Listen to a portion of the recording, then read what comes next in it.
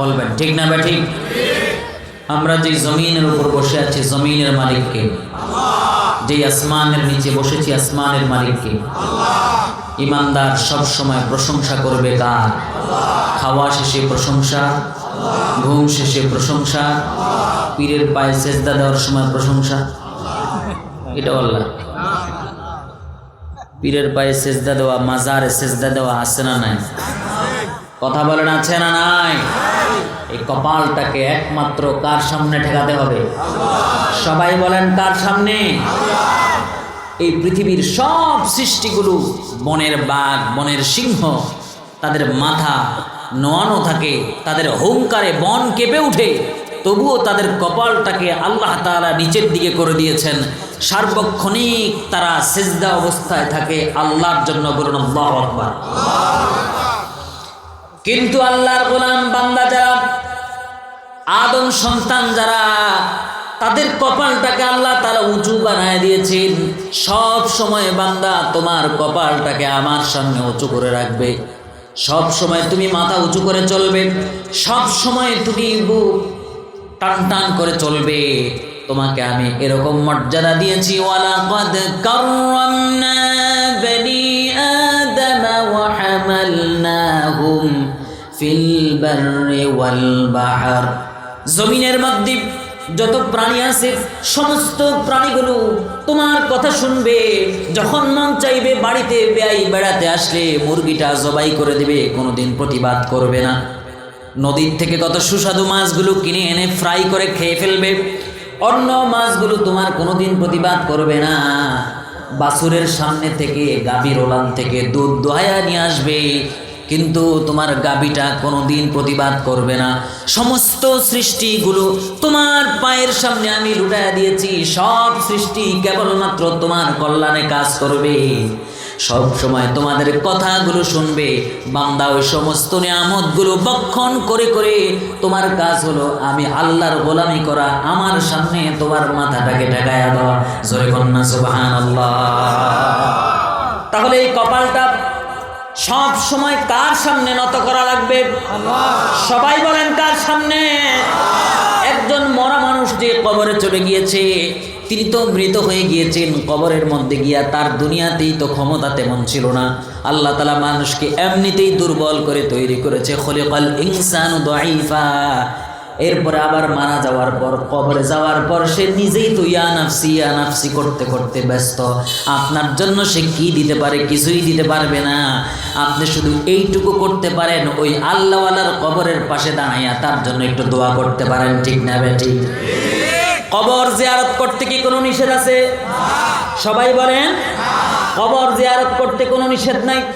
কবরের পাশে দাঁড়াইয়া ওই কবরবাসী, সে আল্লাহওয়ালা হোক অথবা আল্লাহওয়ালা না হোক, সাধারণ কোনো মানুষও যদি হয়, আপনার বাবা হোক, আপনার মা হোক, আপনার আত্মীয় স্বজন, কবরস্থানের পাশে দাঁড়াইয়া সূরা ফাতিহা ইখলাস পড়ে তার জন্য দোয়া করেন, আপনার কাজে লাগবে। কবরের পাশে দাঁড়াইয়া কবরের কথা চিন্তা করবেন, কিন্তু ওই কবরের সামনে গিয়া মাথাটাকে নোয়া দেওয়া, মাথাটাকে নোয়া সেখানে সেজদা দেওয়ার বিধান ইসলামে নাই। সেজদা দিতে হবে, কপালটা ঠেকায়া দিতে হবে একজনের সামনে। সবাই বলেন তিনি কে? সবাই বলেন তো, সেজদা দিতে হবে কার সামনে? কপালটা ঠেকাতে হবে কেবলমাত্র কার সামনে? সাইয়্যিদানা ইব্রাহিম আলাইহিস সালাম তিনি যে একটা কথা বলেছিলেন, সেই কথাটাকে আল্লাহ তাআলা কোট করে কোরআনুল কারীমে তুলে দিয়েছেন। ইন্না সালাতি ওয়া নুসুকি ওয়া মাহইয়ায়া ওয়া মামাতি লিল্লাহি রাব্বিল আলামিন। সবাই বলেন আল্লাহু আকবার। ইব্রাহিম আলাইহিস সালাম সেই দিন বলেছিলেন, নিশ্চয় আমার নামাজ, আমার সিজদা, আমার রুকু, আমার তাসবিহ, আমার সমস্ত শারীরিক ইবাদত এবং আর্থিক ইবাদত, আমার কুরবানি, আমার জন্ম, আমার মৃত্যু কেবলমাত্র ওই রবের জন্য। তিনি কে? ইব্রাহিম আলাইহিস সালামের কথাটা আল্লাহ রাব্বুল আলামিনের এত বেশি পছন্দ হয়েছে, শেষ জামানার শেষ নবীর উম্মতের জন্য আল্লাহ রাব্বুল আলামিন ইব্রাহিম পয়গম্বরের কথাটাকে কোট করে কোরআনুল কারীমের মধ্যে তুলে দিয়েছেন। সুবহানাল্লাহ। তাহলে আমাদের সমস্ত ইবাদত গোলামি করতে হবে কার জন্য? আমরা প্রশংসা গাইব কার জন্য? কত মানুষ আছে বাবার প্রশংসা না করলে চাকরি থাকে না, স্বামীর প্রশংসা না করলে মসজিদের ইমাম সাহেবের ইমামতি চলে যায়। কত মানুষ আছে শুধুমাত্র মানুষের প্রশংসার জন্য পাগল পাড়া, কপাল পড়া। আল্লাহর দেয়া নাজ নিয়ামত খাওয়ার পর এরপরে বক্তৃতার শুরুতে আল্লাহর প্রশংসা করতে তাদের ভালো লাগে না। বুঝতে হবে তারা নামধারী মুসলিম মুনাফিক। জোরে কোন ঠিক কিনা? সুতরাং আমরা ভালো কাজে সব সময় প্রশংসা করব একজনের, তিনি কি? সবাই চিৎকার দিয়ে মন প্রাণ উজাড় করে শরীরের সমস্ত শক্তি কণ্ঠে এনে একযোগে বলছি আলহামদুলিল্লাহ। দরুদ ও সালাম পেশ করছি বিশ্ব মানবতার মুক্তির দিশারি, মানবতার মহান শিক্ষক প্রিয় নবী মুহাম্মদুর রাসূলুল্লাহ সাল্লাল্লাহু আলাইহি ওয়াসাল্লামের প্রতি। আদম আলাইহিস সালাম থেকে এ পর্যন্ত যত ইমানদার মুসলমান আল্লাহর জমিনে আল্লাহর দ্বীন প্রতিষ্ঠিত করতে গিয়ে মাজলুম হয়ে পৃথিবীর বুক থেকে বিদায় নিলেন, বিশেষ করে 56,000 বর্গমাইলের বাংলাদেশের বিভিন্ন প্রান্তে যারা তাদের তাজা রক্ত ঢেলে দিয়ে শহীদ হয়ে চলে গেলেন, আল্লাহ রাব্বুল আলামিন তাদের সকলকে শাহাদাতের সর্বোচ্চ মর্যাদা দান করুন। সবাই বলেন আমিন। 1952 সালের ভাষা আন্দোলন, 71 সালের মহান মুক্তিযুদ্ধে যারা জীবন দিল, তাদের মধ্য থেকে যারা যাররা পরিমাণ ঈমান নিয়ে কবরে গিয়েছেন, আল্লাহ রাব্বুল আলামিন তাদের সমস্ত খেদমতগুলো কবুল করুন। সবাই বলেন আমিন। প্রিয় দিনী ভাই সব, আমাদের ঘরের দরজায় রমাদানুল কারীম সিয়াম সাধনার মাস কড়া নাড়ছে, ঠিক না বেটে? এটা এমন একটি মাস আল্লাহ রাব্বুল আলামিন নিজেই মাসের ব্যাপারে পরিচয় দিচ্ছেন। জোরে বলুন সুবহানাল্লাহ। রব্বুল আলামিন কোরআনুল কারীমের মধ্যে জানায় দিচ্ছেন, শাহরু রমাদানাল্লাযী উনজিলা ফীহিল কুরআন হুদাল লিন্নাসি ওয়া বায়িনাতিম মিনাল হুদা ওয়াল ফুরকান। বলুন আল্লাহু আকবার। আল্লাহ রাব্বুল আলামিন জানায় দিলেন এটি এমন একটি মাস যেই মাসে আমি আল্লাহ তাআলা কোরআন নাজিল করেছি এই পৃথিবীর মানুষগুলোকে ভালো বানানোর জন্য, চোর ডাকাতগুলোকে সভ্য বানানোর জন্য, বর্বর জাতিকে সঠিক পথের দিশা দেওয়ার জন্য আল্লাহ তাআলা এমন একটা গাইড বুক, এমন একটা কিতাব নাজিল করলেন, এবং সেই কিতাবটা নাজিল করলেন রমজান মাসে। জোরে বলুন সুবহানাল্লাহ। বিশ্বনবী মুহাম্মদুর রাসূলুল্লাহ সাল্লাল্লাহু আলাইহি ওয়াসাল্লামের আগমনের পূর্বে ঈসা আলাইহিস সালামের পর থেকে আমার নবী সাল্লাল্লাহু আলাইহি ওয়াসাল্লাম পর্যন্ত 500 বছর পর্যন্ত কেটে গেল, পৃথিবীতে কোনো নবী রাসূল আগমন করে নাই। দীর্ঘ সময় যাবৎ পৃথিবী নবী রাসূলবিহীন ছিল, যার ফলে সভ্য মানুষগুলো অসভ্য হয়ে গিয়েছিল, বর্বর জাতিতে পরিণত হয়ে গিয়েছিল। নারীদের কোনো মর্যাদা ছিল না, দুর্বল মানুষদের উপর অত্যাচার করা হতো, জীবন্ত নারী শিশুদেরকে কবর দেওয়া হতো। এমন একটা পরিস্থিতি যখন ছিল, ওই সময় রব্বুল আলামিন এমন একজন পয়গম্বর পৃথিবীর বুকে পাঠিয়ে দিলেন, যেই পয়গম্বর পৃথিবীতে আগমন করেছেন এমন একটি আলোর মশাল নিয়ে। আল্লাহ রব্বুল আলামিন কোরআনুল কারীমের মধ্যে জানাই দিচ্ছেন, ক্বাদ জাআকুম মিনাল্লাহি নূরুন ওয়া কিতাবুম মুবিন। আল্লাহু আকবার। তিনি আসলেন, পৃথিবীর বুকে আগমন করলেন, তিনি আলোর মশাল নিয়ে, নূর ও কিতাব মুবিন, এমন একটি পরিপূর্ণ কিতাব নিয়ে তিনি পৃথিবীর বুকে আগমন করেছেন। আল্লাহ রাব্বুল আলামিন সূরা ইব্রাহিমের 2 নম্বর আয়াতের মধ্যে জানায় দিচ্ছেন, কিতাবুন আনজালনাহু ইলাইকা লিতুখরিজান নাসা মিনাজ যুলুমাতি ইলান নূর। সবাই বলুন আল্লাহু আকবার। আল্লাহ রাব্বুল আলামিন জানায় দিলেন, নবী হে, আপনাকে আমি বিশেষ একটা মিশন এবং ভিশন দিয়ে পৃথিবীর বুকে প্রেরণ করেছি। ওই অসভ্য মানুষগুলোকে আপনি ভালো বানাবেন, ভালো তৈরি করবেন। আপনি তো 17 বছর বয়স থেকে 40 বছর বয়স পর্যন্ত মোট 23 বছর যাবত সমাজের যুবকদেরকে নিয়ে হিলফুল ফুজুল নামক সংগঠন করে আপনি চেষ্টা করেছেন মানুষগুলোকে ভালো বানানোর জন্য। কিন্তু আমি আল্লাহর ফর্মুলা ছাড়া আপনার মতো মুহাম্মদ কখনোই এত সুন্দর সমাজ গঠন করতে পারবেন না। জয় বল সুবহানাল্লাহ। 17 বছর বয়স যখন আমার নবীর বয়স, তখন তিনি সমাজের তরুণদেরকে নিয়ে একটা হিলফুল ফুজুল নামক সংগঠন তৈরি করলেন, সামাজিক সংগঠন। 5 দফা কর্মসূচি ছিল এই সামাজিক সংগঠনের। কয় দফা? সবাই বলেন কয় দফা? 5 দফা কর্মসূচি ছিল। এই সংগঠনের মূলনীতি ছিল দুর্বলদের তাদের অধিকার ফিরিয়ে দিতে হবে, ইয়াতিমদের অধিকার প্রতিষ্ঠা করতে হবে, বিধবা যারা রয়েছে ওই বিধবাদের সম্পদ তাদেরকে ফিরিয়ে দিতে হবে, আর দূর থেকে যারা আসবে মুসাফির তাদের অধিকার তাদেরকে ফিরিয়ে দিতে হবে। এই 5 দফা কর্মসূচি নিয়ে নবী করিম সাল্লাল্লাহু আলাইহি সাল্লামের নেতৃত্বে 17 বছর বয়স থেকে শুরু করে 40 বছর বয়স পর্যন্ত, সবাই বলেন তো কয় বছর? 17 থেকে 40 কয় বছর? ওয়াজ মুখস্থ করা লাগবে, ওয়াজ মুখস্থ করবেন, শেষে আমি জিজ্ঞাসা করব, প্রশ্নের উত্তর দিতে পারলে পুরস্কার। রাজি আছেন তো সবাই? তাহলে 17 থেকে 40 কত বছর? সবাই বলেন কত বছর? এই 23 বছর যাবৎ নবী আমার তখন নবুয়ত প্রাপ্ত হন নাই। আল্লাহর পক্ষ থেকে এখনো পর্যন্ত তিনি কোনো গাইড বুক পান নাই, কোনো পথ নির্দেশনা পান নাই। তিনি তিনার নিজের মতো করে সমাজের নেতৃবৃন্দকে নিয়ে 23 বছর যাবৎ চেষ্টা করলেন মানুষগুলোকে ভালো বানানোর জন্য, কিন্তু এখনো পর্যন্ত মানুষগুলো পরিবর্তন হলো না।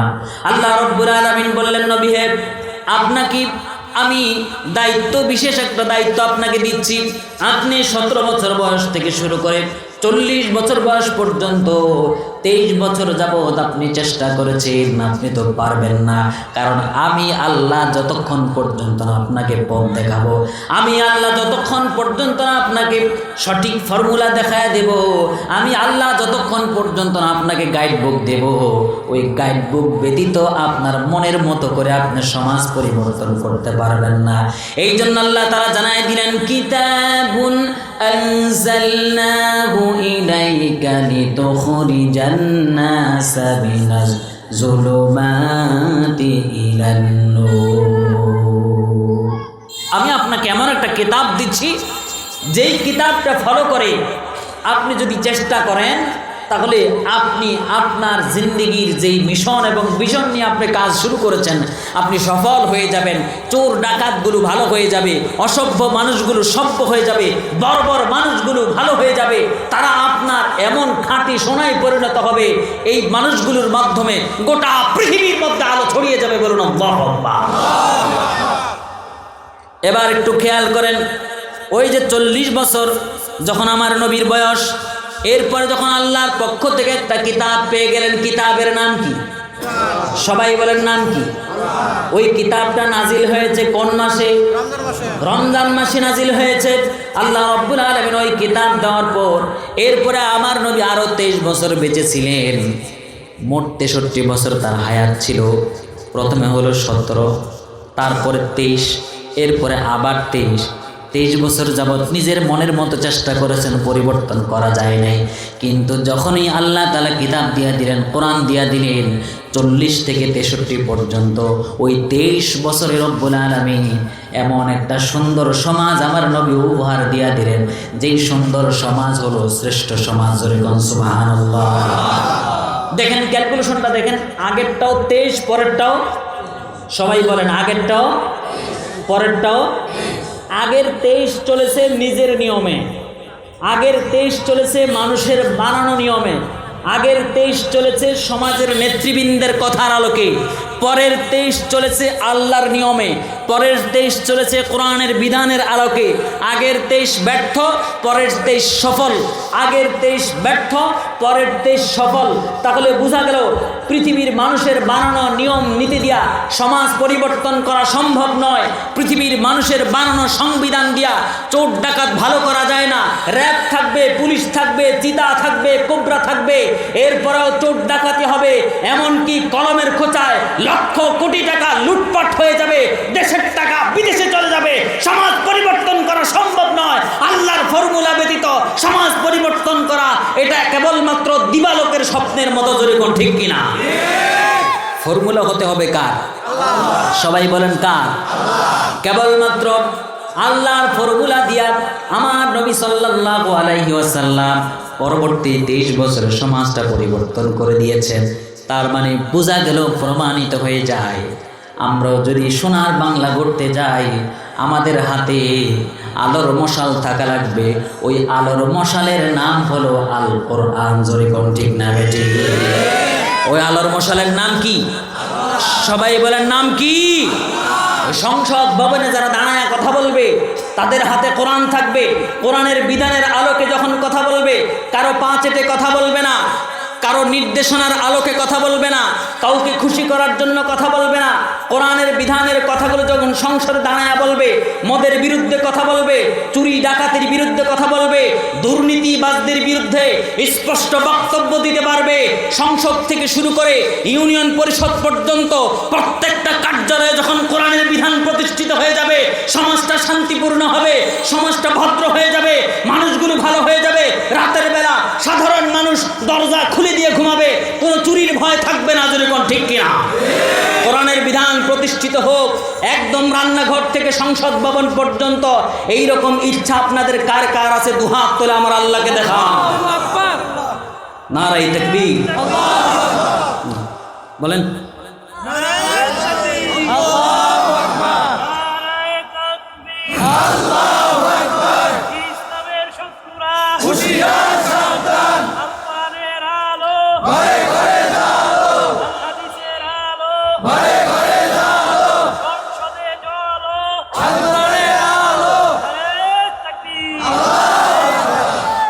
আল্লাহ তাআলা কবুল করুন। সবাই বলেন আমিন। খারাপ লাগলো আপনাদের? তাকবীরের ধ্বনি শুনলে এক দলের ভালো লাগে আর এক দলের খারাপ লাগে। যাদের ভালো লাগে তারা কারা? তারা ঈমানদার। তারা কারা? যাদের ভালো লাগে তারা কারা? আর যাদের খারাপ লাগে তারা বেঈমান, তারা হলো শয়তানের দল, ঠিক না বেটি? মিস্টার ইবলিসের তাকবীর শুনলে গায়ের মধ্যে আগুন ধরে যায়, দৌড়াইয়া পালাতে থাকে। বলুন আল্লাহু আকবার। সুতরাং মাঝে মাঝে তাকবীর দিবেন ইনশাআল্লাহ।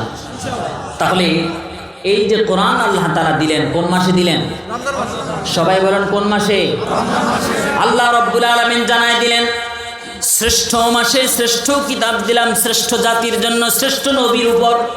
পৃথিবীর শ্রেষ্ঠ জায়গা মক্কাতুল মুকাররমা, যেই জায়গার ব্যাপারে আল্লাহ রাব্বুল আলামিন বলছেন ওয়াহাদাল বালাদিল আমিন, যেই নগরীকে আল্লাহ তাআলা নিরাপদ নগরী বলেছেন। শ্রেষ্ঠ কিতাব, শ্রেষ্ঠ জায়গা, শ্রেষ্ঠ নবী, শ্রেষ্ঠ উম্মত এদের উপর নাজিল করলেন, সেটা হলো রমজান মাস। সামনে সেই মাসটা আমাদের মাঝে আসতেছে। ওই রমজান মাসে আমরা শুধুমাত্র রোজাই রাখবো না, সকাল থেকে সন্ধ্যা পর্যন্ত আমরা যেরকম রোজা রাখবো, জীবনটাকে পরিবর্তন করার জন্য আমরা প্রত্যেকেই দৈনিক কোরআনুল কারীম তেলাওয়াত করব। রাজি আছেন তো ইনশাআল্লাহ? নাকি কেবলমাত্র 10 জন হাফেজ সাহেব বাড়ি তিনি কোরআন খতম দেওয়াবেন? শুধু কি হাফেজ নিয়ে কোরআন খতম দেওয়াবেন? শুধু হাফেজরা পড়লে কি লাভ হবে? আপনার নিজের পড়ার দরকার আছে না? এ কোরআনকে আমরা এখন বানিয়েছি তাবিজের কিতাব, খতমের কিতাব। এ কোরআনকে আমরা এখন বানিয়েছি কেবলমাত্র আলেমদের কিতাব, হুজুরদের কিতাব। অথচ এই কিতাব হলো আমাদের প্রত্যেক মুমিনের নিয়মিত অধ্যয়ন করার দরকার আছে না? তাহলে রমজান মাসের সবচেয়ে বড় শপথ আপনি গ্রহণ করুন যে রমজান মাসে যদি কোরআন শিখতে না পারি, তাহলে বয়স্ক কোরআন শিক্ষার যে ক্লাস আছে, ইমাম সাহেবকে ধরে 24 ঘন্টার ভিতরে যে কোনো একটা ঘন্টা আমরা রমজান মাসে সময় দিয়া 1 মাসের মধ্যে আমরা কোরআন শেখার চেষ্টা করব। রাজি আছেন তো ইনশাআল্লাহ? আল্লাহ তাআলা তৌফিক দান করুন। সবাই বলেন আমিন। আর জোরে বলেন আমিন। রমাদানুল কারীম গুনাহ মাফের মাস। কিসের মাস? গুনাহ মাফের মাস, তাকওয়া অর্জনের মাস। সুতরাং এখন থেকে নিয়ত করেন যে এই রমজান মাসে একটা গুনাহও করব না, এবং যতটুকু গুনাহ আছে আল্লাহর কাছে মাফ চেয়ে চেয়ে একেবারে নিজেকে নিষ্পাপ করে নেব। রাজি আছেন তো ইনশাআল্লাহ? আমার যত গুনাহ আছে মাফ করে দাও রমজানে, দুঃখ ব্যথা ভুলিয়ে দাও, এই তো চাওয়া প্রাণপণে। ঠিক না ঠিক বলে? আমার যত গুনাহ আছে মাফ করে দাও রমজানে, দুঃখ ব্যথা ভুলিয়ে দাও, এই তো চাওয়া প্রাণপণে। রমজানের হক আদায় করার শক্তি দাও প্রভু, তোমার শরণ থাকুক মনে, অন্তরে ভয় দাও প্রভু। রমজানের হক আদায় করার শক্তি দাও প্রভু, তোমার শরণ থাকুক মনে, অন্তরে ভয় দাও প্রভু। হৃদয়ে দাও তোমার নূর, এই তো চাওয়া প্রাণপণে, দুঃখ ব্যথা ভুলিয়ে দাও, এই তো চাওয়া আনমনে। আমার যত গুনাহ আছে মাফ করে দাও রমজানে, দুঃখ ব্যথা ভুলিয়ে দাও, এই তো চাওয়া প্রাণপণে। আল্লাহ আমাদের সমস্ত গুনাহগুলো মাফ করে দিন। সবাই বলেন আমিন। আরো জোরে বলেন আমিন। প্রিয় উপস্থিতি, আপনাদের সম্মুখে কোরআনুল কারীমের একখানা আয়াতে কারিমা তেলাওয়াত করেছি। সূরা আলে ইমরানের 142 এবং 143 নম্বর আয়াত। আগে একটু জেনে নেই আল্লাহ রাব্বুল আলামিন এই আয়াতের মধ্যে কি বলতে চেয়েছেন।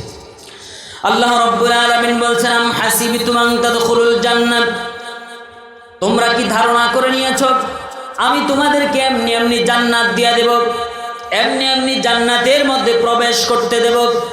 ওয়ালাম্মা ইয়া'লামিল্লাহুল্লাযীনা জাহাদু মিনকুম ওয়া ইয়া'লামাস সাবিরিন। আর আল্লাহ তাআলা কি জেনে নেবেন না তোমাদের মধ্যে ওই জান্নাতে যাওয়ার জন্য কে বেশি জিহাদ করে, কে বেশি প্রচেষ্টা চালায়, কে বেশি পরিশ্রম করে এবং কে বেশি ধৈর্য ধারণ করে, ওই জান্নাতে যাওয়ার জন্য কার কত বেশি আগ্রহ আছে সেটাকে আমি দেখে নেব না? আল্লাহ রাব্বুল আলামিন প্রথমেই প্রশ্ন করলেন, আম হাসিবতুম, তোমরা কি ধারণা করে নিয়েছো আমি কি তোমাদেরকে এমনি এমনি জান্নাত দিয়ে দেব? এই প্রশ্নটা আল্লাহ তাআলা শুধুমাত্র এই আয়াতেই করেন নাই, বরং আরো অনেকগুলো আয়াতের মধ্যে তিনি প্রশ্ন করেছেন। সূরা ইব্রাহিম, সূরা আনকাবুতের 2 নম্বর আয়াতের মধ্যে আল্লাহ তাআলা জানিয়ে দিচ্ছেন, আহাসিবান নাসু আইয়ুতরাকু আইয়াকুলু আমান্না ওয়া হুম লা ইফতানুন। মানুষ কি ধারণা করে নিয়েছে আমি তাদেরকে এমনি এমনি জান্নাত দেব? আপনাদের কি জিজ্ঞাসা করি, এই যে জান্নাত নামক ঠিকানা, জান্নাত নামক বাড়ি, এটা আমাদের জন্য নতুন নয়। আল্লাহ রাব্বুল আলামিন আদম আলাইহিস সালামকে সৃষ্টি করার পর এরপর আল্লাহ তাআলা এবার বললেন, তোমাকে আমি সুন্দর আকৃতি দিয়ে বানাইছি ও আদম, এবার তোমার জন্য আমি একটা বাড়ি নির্মাণ করছি, ওই বাড়ির মধ্যে তুমি থাকবা। ইয়া আদম উসকুন আনতা ওয়া যাওজুকাল জান্নাহ, ও আদম ওই জান্নাতের মধ্যে তুমি একলা একলা থাকলে ভালো লাগবে না, ওই জান্নাতের মধ্যে তুমি এবং তোমার বউ, তোমার স্ত্রী থাকবা। জোরে বলুন সুবহানাল্লাহ। আদম আলাইহিস সালামকে সৃষ্টি করার পর আল্লাহ তাআলা একটা বাড়ি নির্মাণ করলেন, যার নাম হলো জান্নাত। সবাই বলেন কি? ওই জান্নাত নামক বাড়িতে আল্লাহ তাআলা আদম আলাইহিস সালামকে থাকতে বলছেন। খেয়াল করেন, যেই জিনিসটা সুন্দর ওই জিনিসটা একা একা ভোগ করতে ভালো লাগে না। আমাদের দেশে সমুদ্র সৈকত, বৃহত্তর সমুদ্র সৈকত কক্সবাজার, ওই সমুদ্র সৈকতে যারা যায় ওখানে একা একা কেউ যায় না, সবাই মিলে জিলে যাওয়ার চেষ্টা করে। ছাত্রছাত্রীরা যায় শিক্ষকদেরকে নিয়ে, এরপরে পারিবারিকভাবে কেউ তার বৈধ বউকে নিয়ে যায়, আবার কিছু ছেলে পেলে যাদের বউ নাই তারা তাদের গার্লফ্রেন্ডকে বউ বানায় সেখানে নিয়ে যায়। জোরে কোন ঠিক না ঠিক? ওখানে একা একা যেতে ভালো লাগে না। অত সুন্দর একটা জায়গা, যখন বন্ধু বান্ধব কয়েকজন মিলে যায় ওটা দেখতে ভালো লাগে। আপনি নদীর পাড়ে যখন যাবেন একা একা যেতে ভালো লাগবে না, নদীর সেই সুন্দর দৃশ্যটা দেখার জন্য পাশের ঘরের ভাইকেও সাথে নিয়ে যান। সুন্দর জিনিস যেটা সেটা একা একা ভোগ করতে ভালো লাগে না। এই জন্য আল্লাহ রাব্বুল আলামিন হযরত আদম আলাইহিস সালামকে ডাক দিয়া বললেন, আদম উসকুন আনতা ওয়া যাওজুকাল জান্নাহ, তুমি আর তোমার স্ত্রী এই জান্নাতের মধ্যে অবস্থান করো। জোরে কোন সুবহানাল্লাহ। এবার বলেন তো দেখি, আদম আলাইহিস সালামের সাথে আমাদের সম্পর্ক কি? আদম আলাইহিস সালাম হলেন আমাদের পিতা, তাহলে আমরা তার কি? সবাই বলেন না, সবাই বলেন না। আদম আলাইহিস সালাম যদি আমাদের বাপ হয়, আমরা তার কি? সবাই বলেন। এখন আমার বাবার বাড়ির ঠিকানা যদি জান্নাত হয়, আমার বাবার মূল বাড়ি যদি জান্নাত হয়, আমার বাবার ঠিকানা যদি জান্নাত হয়, সন্তান হিসেবে আমাদের ঠিকানাও কোথায় হবে? সবাই বলেন কোথায় হবে? তাহলে জান্নাতটা আমাদের জন্য পুরান বাড়ি না নতুন বাড়ি? সবাই বলেন কি বাড়ি? ওই পুরান বাড়ি জান্নাতে। জান্নাতের কথা পুরান বাড়ি এই জন্য বললাম, কারণ পুরান বাড়ির কথা বললে সবার ভিতরেই আলাদা একটা ভাব আসে না? নাই? সবাই বলেন পুরান বাড়ি বলে একটা আলাদা একটা ভাব আসে না? ওই অমুক বাড়ির বেটা, কি মনে করছো? ঠিক না? ঠিক বল। তার মানে হলো ওই জান্নাতের বাসিন্দা আমরা। ওই জান্নাত আমাদের জন্য নতুন নয়, ওই জান্নাত আমাদের জন্য পুরান। কিন্তু আল্লাহ রাব্বুল আলামিন পৃথিবীর মানুষগুলোকে ডাক দিয়ে বলেন, আম হাসিবতুম আন তাদখুলুল জান্নাহ, তোমরা কি ধারণা করে নিয়েছো তোমাদের ওই পুরান বাড়ি জান্নাতের সামনে গিয়া তোমরা যদি বলো আমি আব্দুর রহিমের বেটা আব্দুল করিম, আমাকে জান্নাত না দিয়া কারে দেওয়া হবে? আমাকে জান্নাত দেওয়াই লাগবে, এই কথা বললেই তোমাকে জান্নাত দেওয়া হবে না। বরং ওই জান্নাতের যেই খাজান ফেরেশতা রয়েছে, ওই খাজান ফেরেশতা আপনাকে যাচাই বাছাই করবে, ওই জান্নাতের উপযুক্ত হলে ঢুকতে দেবে, উপযুক্ত না হলে ওই জান্নাতের মধ্যে ঢোকার সুযোগ হবে। এখন এখানে যারা আছেন ওই পুরান বাড়ি জান্নাতের মধ্যে ঢুকতে চান তো ইনশাআল্লাহ? সবাই বলুন ইনশাআল্লাহ। কে আবার না যাইতে চায়? আপনার বাড়ির পাশে যদি কোনো হিন্দু ভাই থাকে, ওই হিন্দু ভাইকেও যদি জিজ্ঞেস করেন যে আপনি কোথায় যেতে চান, কয় মরার পর স্বর্গ চাই। ঠিক না ভাই? ঠিক বলে। পৃথিবীর কোনো মানুষ জান্নাতকে অস্বীকার করবে না। তারা হয়তো বাংলায় বলে স্বর্গ, আর আপনি আমি বলি জান্নাত। তারাও স্বর্গে যেতে চায়, আপনিও জান্নাতে যেতে চান, কিন্তু আল্লাহ রাব্বুল আলামিন ওই জান্নাতে যাওয়ার আগে আপনাকে আমাকে বাছাই করবেন। সবাই চাইলেও জান্নাতে ঢুকতে পারবে না। ওই জান্নাতে ঢোকার আগে আল্লাহ রাব্বুল আলামিন আপনাকে আমাকে বাছাই করবেন, বাছাই করার পর জান্নাত দিবেন। এমনি এমনি আব্দুর রহিমের বেটা আব্দুল করিম শুধুমাত্র নামে মুসলমান হলেই জান্নাতে ঢোকা যাবে? যাবে? একটু উদাহরণ দিলে বুঝবেন। আপনারা তো ধান চাষ করেন কি না? ক্ষেতের মধ্যে যখন ধান পেকে যায়, বদলা নেন ধান কাটার জন্য। ওই বদলা লোকগুলো, ওই কাজের লোকগুলো যখন ধান কেটে বাড়িতে নিয়ে আসে, এরপরে গরু দিয়া অথবা মেশিন দিয়া সেগুলোকে মাড়াই করেন, খেরগুলোকে আলাদা করে দেন আর ধানগুলোকে আলাদা করেন। এরপরে মহিলারা সেগুলো উঠানের মধ্যে দিয়ে শুকায়। শুকানোর পর দিনের বেলা যখন বস্তায় ঢুকায়, সবগুলা একসাথেই ঢুকায় দেয়, নাকি একটু ঝাড়া পোছা করে? সবাই বলেন করে কিনা? কি দিয়া করে? কুলা দিয়া। কি দিয়া? আমাদের দেশে কুলাই বলে, আলহামদুলিল্লাহ মিল আছে। ওই কুলা দিয়া ধানগুলোকে কিছুক্ষণ ঝাড়ে, ঝাড়ার পর এবার কিছু জিনিস কুলার সামনে গিয়া পড়ে, আর কিছু জিনিস কুলার মধ্যে থেকে যায়। এবার বলেন তো দেখি, যেগুলো সামনে গিয়া পড়ে আর যেগুলো কুলায় থাকে সবগুলাইকে বস্তায় ঢুকায়? সবাই বলেন ঢুকায় নাকি? যেগুলো ঢুকায় না সেগুলোর নাম কি? সবাই বলেন নাকি? এই ভাই ঘুমাইতেছে, ঘুমানো যাবে না। বলেন তো দেখি, মহিলারা ধান ঝাড়ার পর সামনে যেগুলো গিয়া পড়ে এগুলোর নাম কি? বলতে হবে, ঘুমানো চলবে না। সবাই বলেন কি? ওই চিটাগুলোকে আলাদা করে দেয়, ধানগুলোকে বস্তার মধ্যে ঢুকায় দেয়। ধানগুলো বস্তায় ঢুকায়, আগামীকাল ঘরের লোক সেগুলোকে মিলে নিয়ে যাবে, সেগুলোকে ঢেকির নিচে দেবে চাউল করার জন্য। আর মহিলারা সাথে সাথে মন্তব্য করে, ওই চিটাগুলোকে একটা পাত্রের মধ্যে রেখে দাও, আগামীকাল যখন চুলা জ্বালাবো ওই চুলার আগুন ধরানোর জন্য ওই চিটাগুলো কাজে লাগবে। সেরকম ঠিক না বেঠি? ওই চিটাগুলোকে আলাদা করা হয়, ধানগুলোকে আলাদা করা হয়। এবার বলেন তো দেখি, ওই চিটাগুলো যেরকম ছাঁটাই করা হলো, ধানগুলোকে বাছাই করা হলো, কিয়ামতের কঠিন মুসিবতের দিন আল্লাহ রাব্বুল আলামিন যখন জান্নাত জাহান্নামের ফয়সালা করবেন, তখন এমন কিছু মানুষ থাকবে যারা আব্দুর রহিমের বেটা আব্দুল করিম পরিচয় দেবে, আমি ইমানদারের সন্তান, আমি মুসলমানের সন্তান। পরিচয় পত্রে ন্যাশনাল আইডি কার্ডের মধ্যে আমার নাম মুসলমান। মুসলমান, আমার বাবা মুসলমান, আমার দাদা মুসলমান, আমার 14 গোষ্ঠী মুসলমান ছিল। এই রকম নামদারি কিছু মুসলমানকে আল্লাহ রাব্বুল আলামিন সিটার মতো ছাঁটাই করে দিবেন, আর কিছু বাছাইকৃত ইমানদারকে জান্নাত দিবেন। জোরে কোন ঠিক না বেটি? এবার বুঝে থাকলে বলেন তো দেখি, কিয়ামতের কঠিন মুসিবতের দিন, যেই দিন ছাঁটাই এবং বাছাই করা হবে, আপনি আমি কি বাছাইয়ের দলে থাকতে রাজি নাকি ছাঁটাইয়ের দলে? সবাই বলেন বাছাই না ছাঁটাই?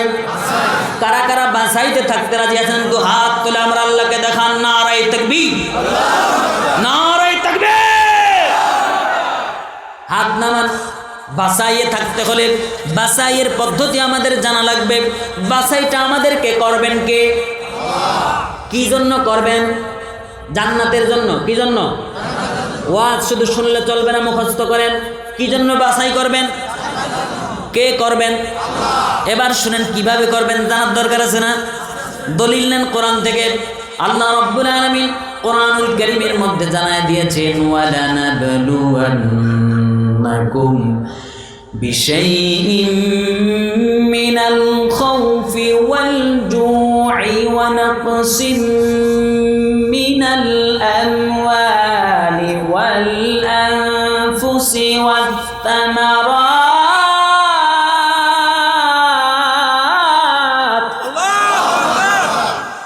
আল্লাহ তাআলা জানায় দিলেন, উলামায়ে কেরাম এখানে রয়েছে, ওয়ালানাবলুওয়ান্নাকুম লামে তাকিদ নুনে সাকিলা, দুইটা তাকিদ এখানে দিয়েছেন। অবশ্যই অবশ্যই আমি তোমাদেরকে পরীক্ষা করব, আমি তোমাদেরকে বাছাই করব, আমি তোমাদেরকে পরীক্ষা দিয়া বাছাই করব, তোমাদেরকে কষ্টের মধ্যে ফেলে দেব, তোমাদেরকে ক্ষুধা দিয়া পরীক্ষা করব, তোমাদেরকে দারিদ্রতা দিয়া পরীক্ষা করব, তোমাদেরকে আমি তোমাদের ফসলগুলো নষ্ট করার মাধ্যমে পরীক্ষা করব।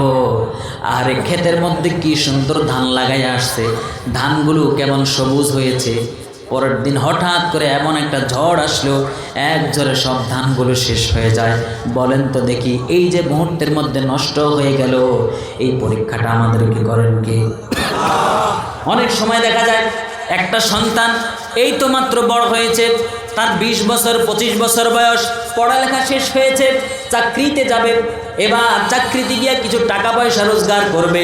এইরকম একটা ছেলে মাত্র ইনকাম করার সময় হয়েছে, হঠাৎ করে বাবার কানে খবর আসলো, আরে আমার কলিজার টুকরা সন্তান রাস্তায় অ্যাক্সিডেন্ট করে আজকে মারা গেছে। বলেন তো দেখি, হঠাৎ করে যে সন্তানটাকে নিয়ে গেল, এটা পরীক্ষা করলেন কে? আরো জোরে বলেন কে? আবার কত মানুষ এরকম আছে, আল্লাহ কাউকে দিয়া পরীক্ষা করে, কাউরে না দিয়া পরীক্ষা করে।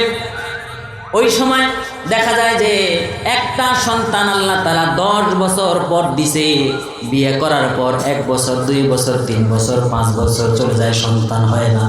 10 বছর যাওয়ার পর একটা সন্তান দিল, আবার 2 বছর যেতে না যেতে নিউমোনিয়া হয়ে মৃত্যুবরণ করলো। অনেক সময় ওই বাপ মা মন্তব্য করে, আল্লাহ 10 বছর দেও নাই তো না দিয়েই থাকতা, দিলেই যখন নিয়ে গেলা কেন? এরকম বলে কিনা? ওই ব্যক্তিকে আল্লাহ না দিয়া পরীক্ষা করে।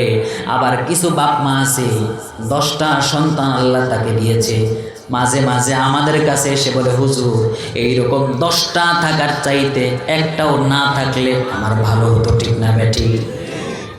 দুষ্ট গরুর চেয়ে শূন্য গোয়াল অনেক, এরকম বলে না অনেক বাপ?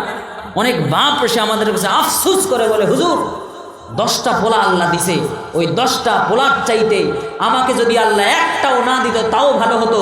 কারণ এমন কিছু কুলাঙ্গার সন্তান রয়েছে, যেই সন্তান বড় হওয়ার পর, পড়ালেখা করার পর, চাকরি বাকরি করার পর, ডিসি অফিসে যাওয়ার পর, ডাক্তার হওয়ার পর, এরপরে বাপ মাকে ভুলে যায়, বাপ মাকে বৃদ্ধাশ্রমে রেখে আসে। এইরকম 10টা পোলার চাইতে একটা পোলা না থাকাও ভালো। জরিকন ঠিক কিনা? গত 2 দিন আগে একটা নিউজ, মানব জমিন পত্রিকা, মানব জমিনের যে ফেসবুক পেজটা আছে ওটার মধ্যে ভিডিওটা আসছে। এক লোক, তার 4টা ছেলে, সবাই বলেন কয়টা ছেলে? এই লোক আপনাকে বাড়ির পাশের ওই ফার্মেসির ডাক্তার না, ঢাকা মেডিকেলে ডাক্তারি করেছে, সোহরাওয়ার্দী মেডিকেলে ডাক্তারি করেছে, বড় বড় সরকারি মেডিকেলের ডাক্তার ছিল। তার মানে সে একজন সরকারি MBBS FCPS বিশেষজ্ঞ ডাক্তার ছিল। 2টা ছেলেকে ডাক্তার বানাইছে, 2টা ছেলেকে ইঞ্জিনিয়ার বানাইছে।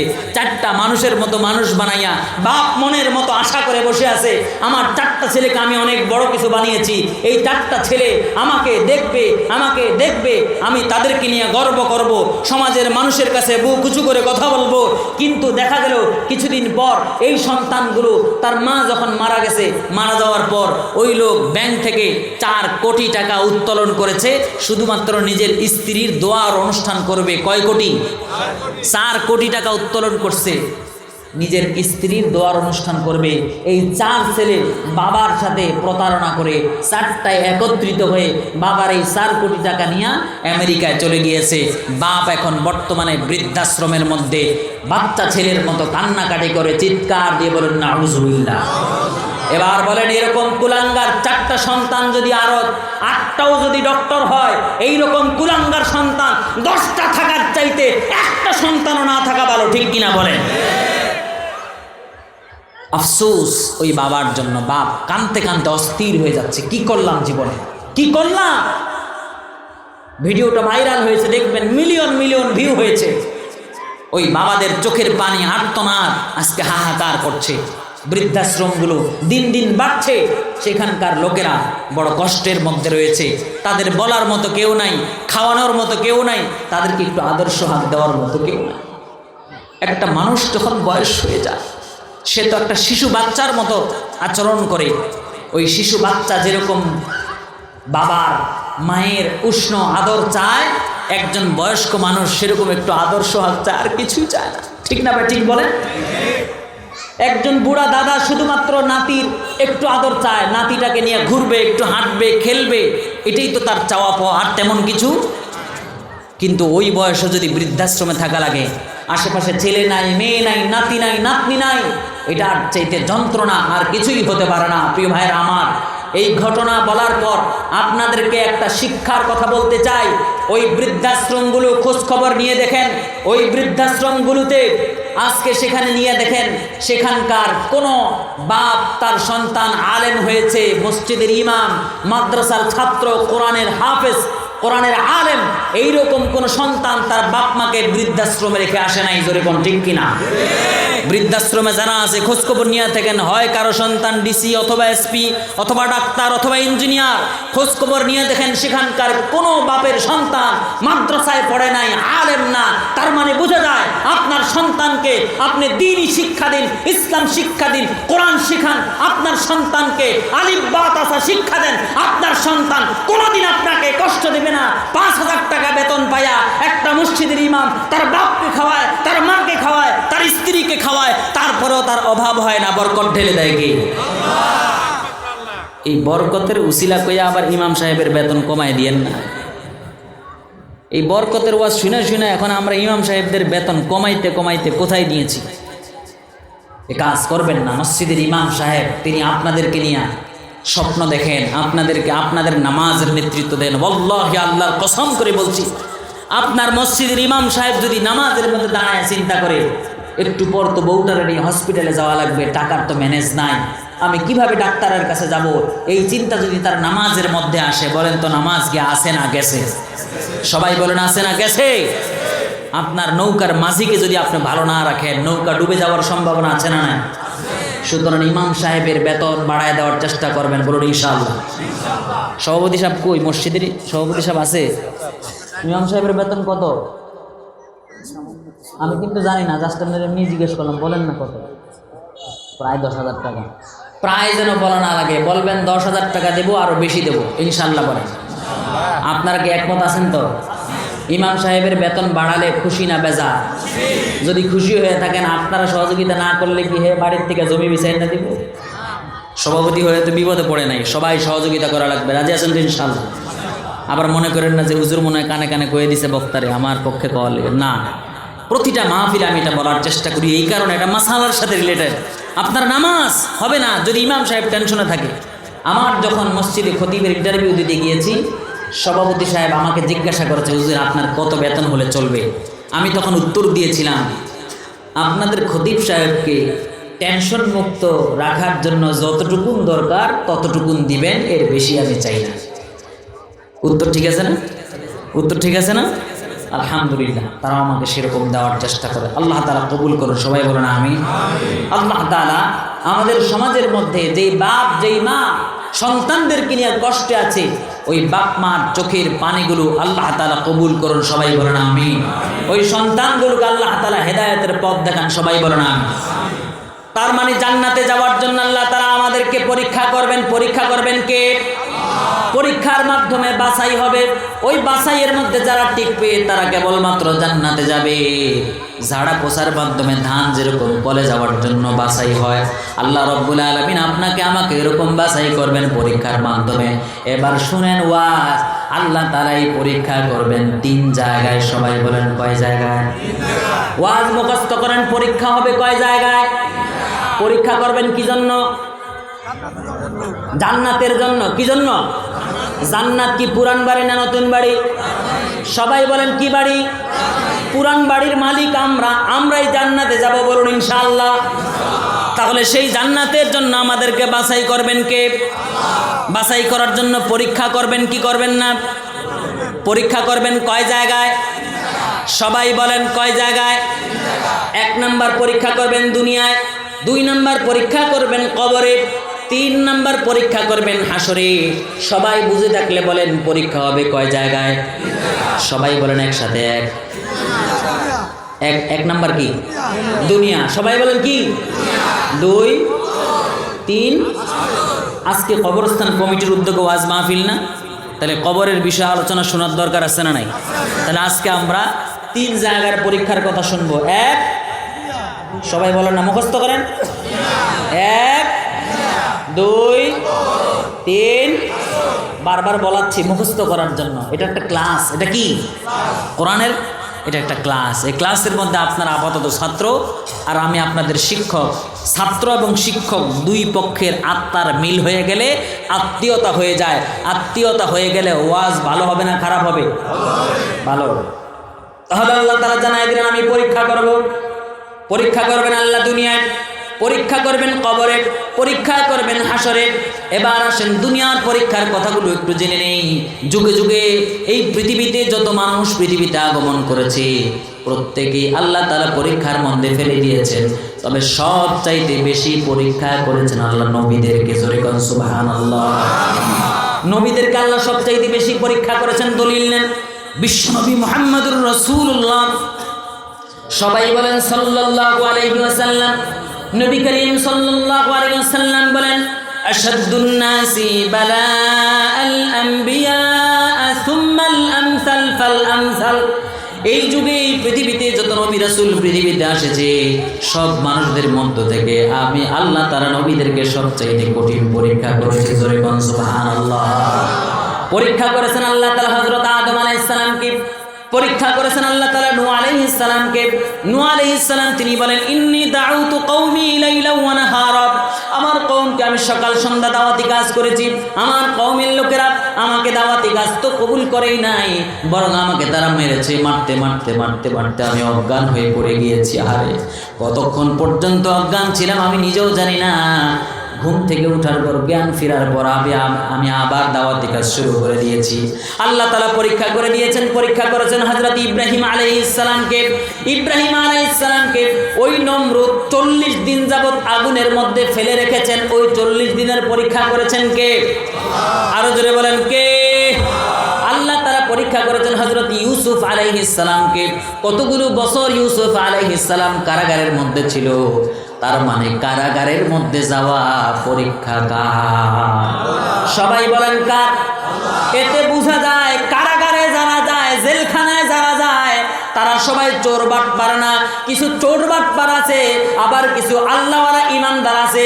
যেই আল্লাহওয়ালা ইমানদারেরা সত্য বলার কারণে, সত্যের পক্ষে থাকার কারণে, কোরআনের কথা বলার কারণে, হক কথাগুলো বলার কারণে তাদেরকে বছরের পর বছর জেলখানায় থাকা লাগে। কোরআনের বুলবুলি, কোরআনের মুফাসসির 50টি বছর কোরআনের খেদমত করার পর এই জাতি তাকে 13 বছরের জেল উপহার দিয়েছে। জোরে কোন ঠিক না বেঠি? এই পরীক্ষা কার? সবাই বলেন কার? আপনি যদি ইমানদার নিজেকে দাবি করেন, আপনার পরীক্ষা আসবে শুধুমাত্র খানকার মধ্যে বসে বসে শুধুমাত্র মিষ্টি মিষ্টি ওয়াজ করার, মিষ্টি মিষ্টি সুন্নত আদায় করা, খাওয়া শেষে মিষ্টি খাওয়া সুন্নত। এটা বলা যেরকম সহজ, আল্লাহর জমিনে আল্লাহর দ্বীন কায়েমের জন্য ময়দানে এসে আল্লাহর কথাগুলো সাহস নিয়ে বলা এটা তত সহজ নয়। এই কথাগুলো যারাই বলতে চায় তাদেরই পিঠের চামড়া থাকে না। জোরে কোন ঠিক না বেঠি? পরীক্ষাটা করেন কে? যুগে যুগে নবীগণকে আল্লাহ তাআলা পরীক্ষা করেছেন। বিশ্ব নবী মুহাম্মদুর রাসূলুল্লাহ, সবাই বলেন সাল্লাল্লাহু আলাইহি ওয়াসাল্লাম। আমাদের নবীর কি চরিত্রের মধ্যে কোনো ঝামেলা ছিল? আমার নবী ধর্ষক ছিলেন? আমার নবী কি দুর্নীতি করেছেন? আমার নবী যুদ্ধাপরাধ করেছেন? অথচ আমার নবী 3টা বছর যাবৎ শিয়াবে আবি তালিব নামক কারাগারের মধ্যে ছিলেন। আমার নবীর মতো মানুষ, যেই নবী রাস্তা দিয়ে হাঁটার সময় আসমানের সেই মেঘমালাগুলো আমার নবীকে ছায়া দিয়েছে, যেই নবীর জন্য পাথর কান্দে, যেই নবীর জন্য গাছপালা কান্দে, যেই নবীর জন্য প্রাণীগুলো কান্দে, উটগুলো কান্দে, সেই নবী তার জীবনে 27টা যুদ্ধের নেতৃত্ব দিয়েছেন। কষ্ট আছে না নাই? সবাই বলেন আছে না নাই? জান্নাত পাওয়ার জন্য কি শুধুমাত্র আরাম করলেই চলবে নাকি কষ্ট করা লাগবে? এই কষ্টের পরীক্ষা আমাদেরকে নেন কে? এই পরীক্ষা কোথায়? দুনিয়াতে না কবরে? সবাই বলেন দুনিয়াতে। দুনিয়াতে কোথায়? এখন আমরা কয় নম্বরে আছি? 1 নম্বর কোথায়? দুনিয়াতে আপনাকে পরীক্ষা করা হবে, জীবিত থাকা অবস্থায় পরীক্ষা করা হবে। আমরা তো খালি কবরের পরীক্ষার কথা জানি, ওই যে 3টা প্রশ্ন করবে। কোথায় কোথায়? ওই 3টা প্রশ্নের কথাই জানি, খালি কবরের পরীক্ষা। কিন্তু দুনিয়াতেও যে আল্লাহ পরীক্ষা করবেন এই খবরটাই আমাদের জানা নাই। অথচ আল্লাহ তাআলা কোরআনুল কারীমের মধ্যে জানায় দিলেন, আম হাসিবতুম আন তাদখুলুল জান্নাহ ওয়ালাম্মা ইয়াতিকুম মাসালুল লাযীনা খালাউ মিন ক্বাবলিকুম মাসসাতুহুমুল বাসাউ ওয়াদ-দাররা